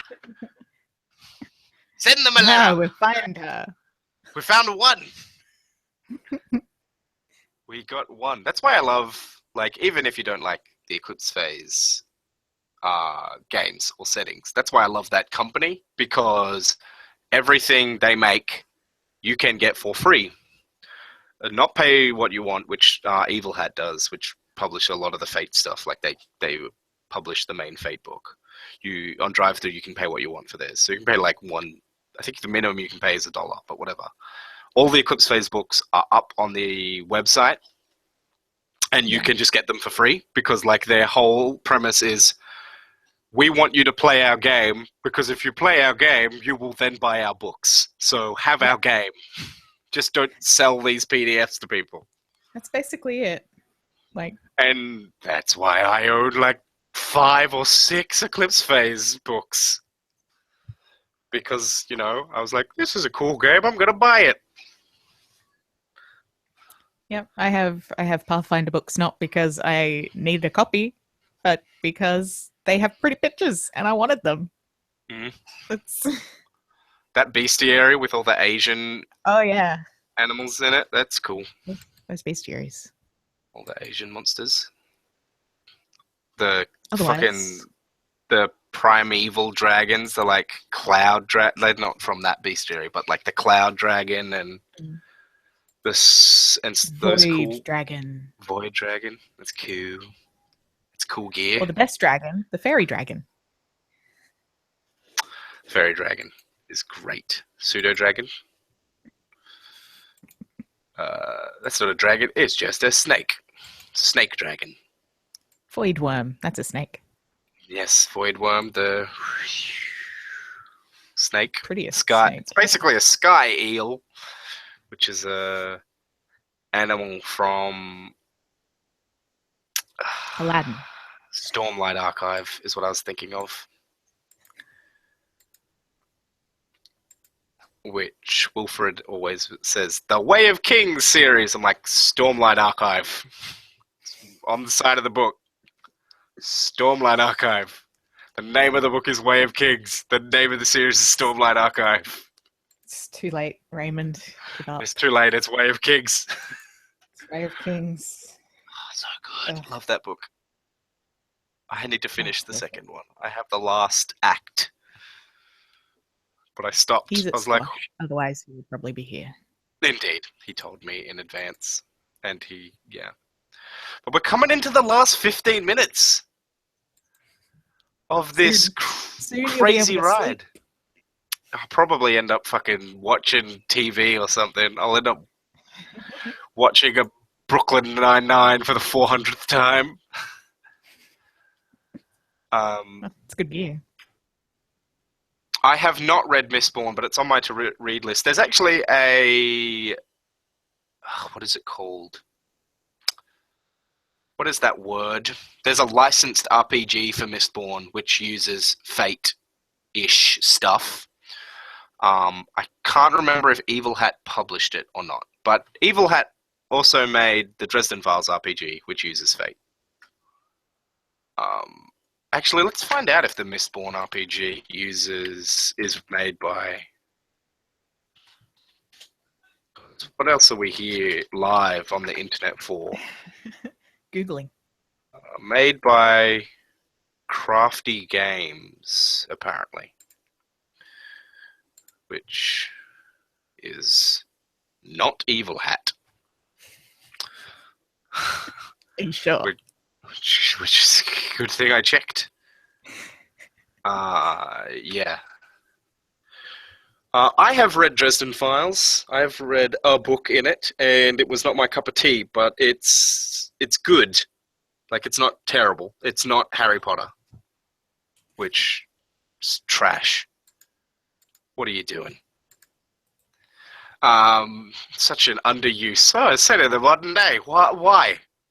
It's set in Middle Ages with modern language. What are you doing? Yeah, Dresden Files is cool. I mean, it's not a thing I'm into, but it's not badly written. And it's all right. I've heard good things about that other thing he did, Pokemon Legions of Rome. Codex Alera. Codex Alera. And there's like a steampunk. Which is amazing and is the best book series, just so you all know. Codex Alera. Codex Alera. Yeah. There's another thing he has out, which I can't remember what it's called, but Evil Hat's making a game of it. Which is like magical ether ships, like sky ships or something. It's like steampunk swashbuckling. I can't remember what it's fucking called, but it popped up in my Twitter feed the other day. Because Evil Hat was like, we're gonna make a game of this! I'm like, cool, man. I'm glad that exists. I don't care, though. Yeah, I've seen the Dresden Files RPG though. It's really cool because it uses Fate, so you have all the normal aspecty stuff, which I know is not super descriptive to you, Caitlin, who is not familiar with Fate. But you design the city that you're in, and like it recommends that you play the game set in a city you know. Like, it's not about playing in Chicago. Dresden Files is set in Chicago, right? Yeah. Yeah, it's not about playing in Chicago and running into Harry Dresden and all that.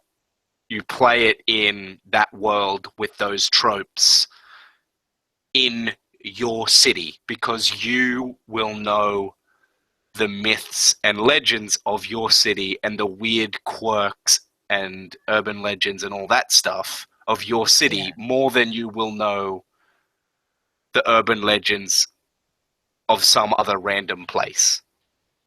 And so you stat up the city, basically. It's like, well, there's that weird building in the center of town. There's the penis. There's the Newcastle giant phallus. And there's actually a lot of phallic imagery hidden around Newcastle. So you might have that as an aspect of Newcastle, which is the city that Caitlin and I live in. You might have secret phallus imagery as an aspect or something. Or you might have Secret. you might have some like an aspect bustling abandoned hub where like the CBD district of Newcastle is both alive and dead. It constantly is flickering between being this abandoned hellhole and not. And like you can cross a street and go from rundown, dangerous place to walk to well-lit, fantastic cosmopolitan dining. And they're just right across the street from and they feel like completely different suburbs. So you might have an aspect to reflect that. You could also That actually sounds pretty cool. and what's another one you could do for Newcastle? You could have something like about how there's all the satellite cities around Newcastle, the things that are part of Newcastle but not. Like Maitland is part of Newcastle, but if you drive Jeremy. from Newcastle to Maitland, it feels like you've traveled to a different place because you pass through all this rural land. It's not like driving from one side of Sydney to the other where you're constantly in city, because Maitland and Newcastle are still in the process of knitting their urban sprawls together. Like, we haven't filled in that negative space yet. That is farmland. Shitty, not being used properly farmland. Swamp. Swamp, yeah. Newcastle loves building on swamps. Yeah. And then the players can like leverage those aspects together. Be like, well, because it's this thing, you fucking transition. Because it's horrible place on this side, not place on the other, I stand on the other side of the road and blend in because I just look like a hobo. And there's heaps of hobos on this side of the road, even though it's there's an expensive restaurant on the other side where all these rich people are. Or, yeah.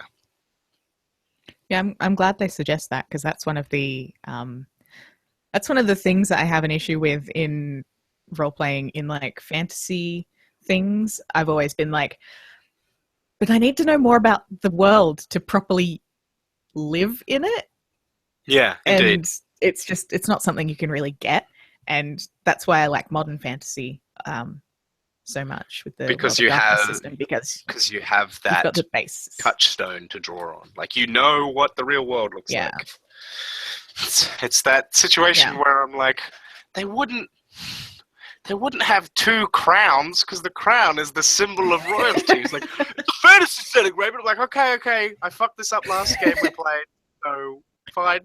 And then, what do you know? I was right. You don't have two crowns because that's not how sovereign power works. Kim had a novel solution to the whole. Whenever you're in a fantasy game, you never, even if you're a native to an area, you never feel like you're the native. Yeah. And that was to run a fantasy game where you've all been like kidnapped and sold into slavery, and then you're in a completely foreign land, which is, that's a similar solution to my one shot where you're invaders and trapped in another country. The normal world to Transported from the normal world to the magical world. It's like my favorite stupid Magical Fury campaign. Rather than you're fighting monsters in the real world, you're just fucking in another place. That'll be our Magical Fury mini campaign. Short Shot was the name that Brandon came up with, a friend of mine, for a campaign that's like one or two, like between 1 and 4 sessions long. Because it's not a one shot, it's not a campaign, it's a short shot was his name, which I thought was kind of clever. I can get behind it. There's a campaign, there's an RPG coming out soon. Actually, it might have already come out.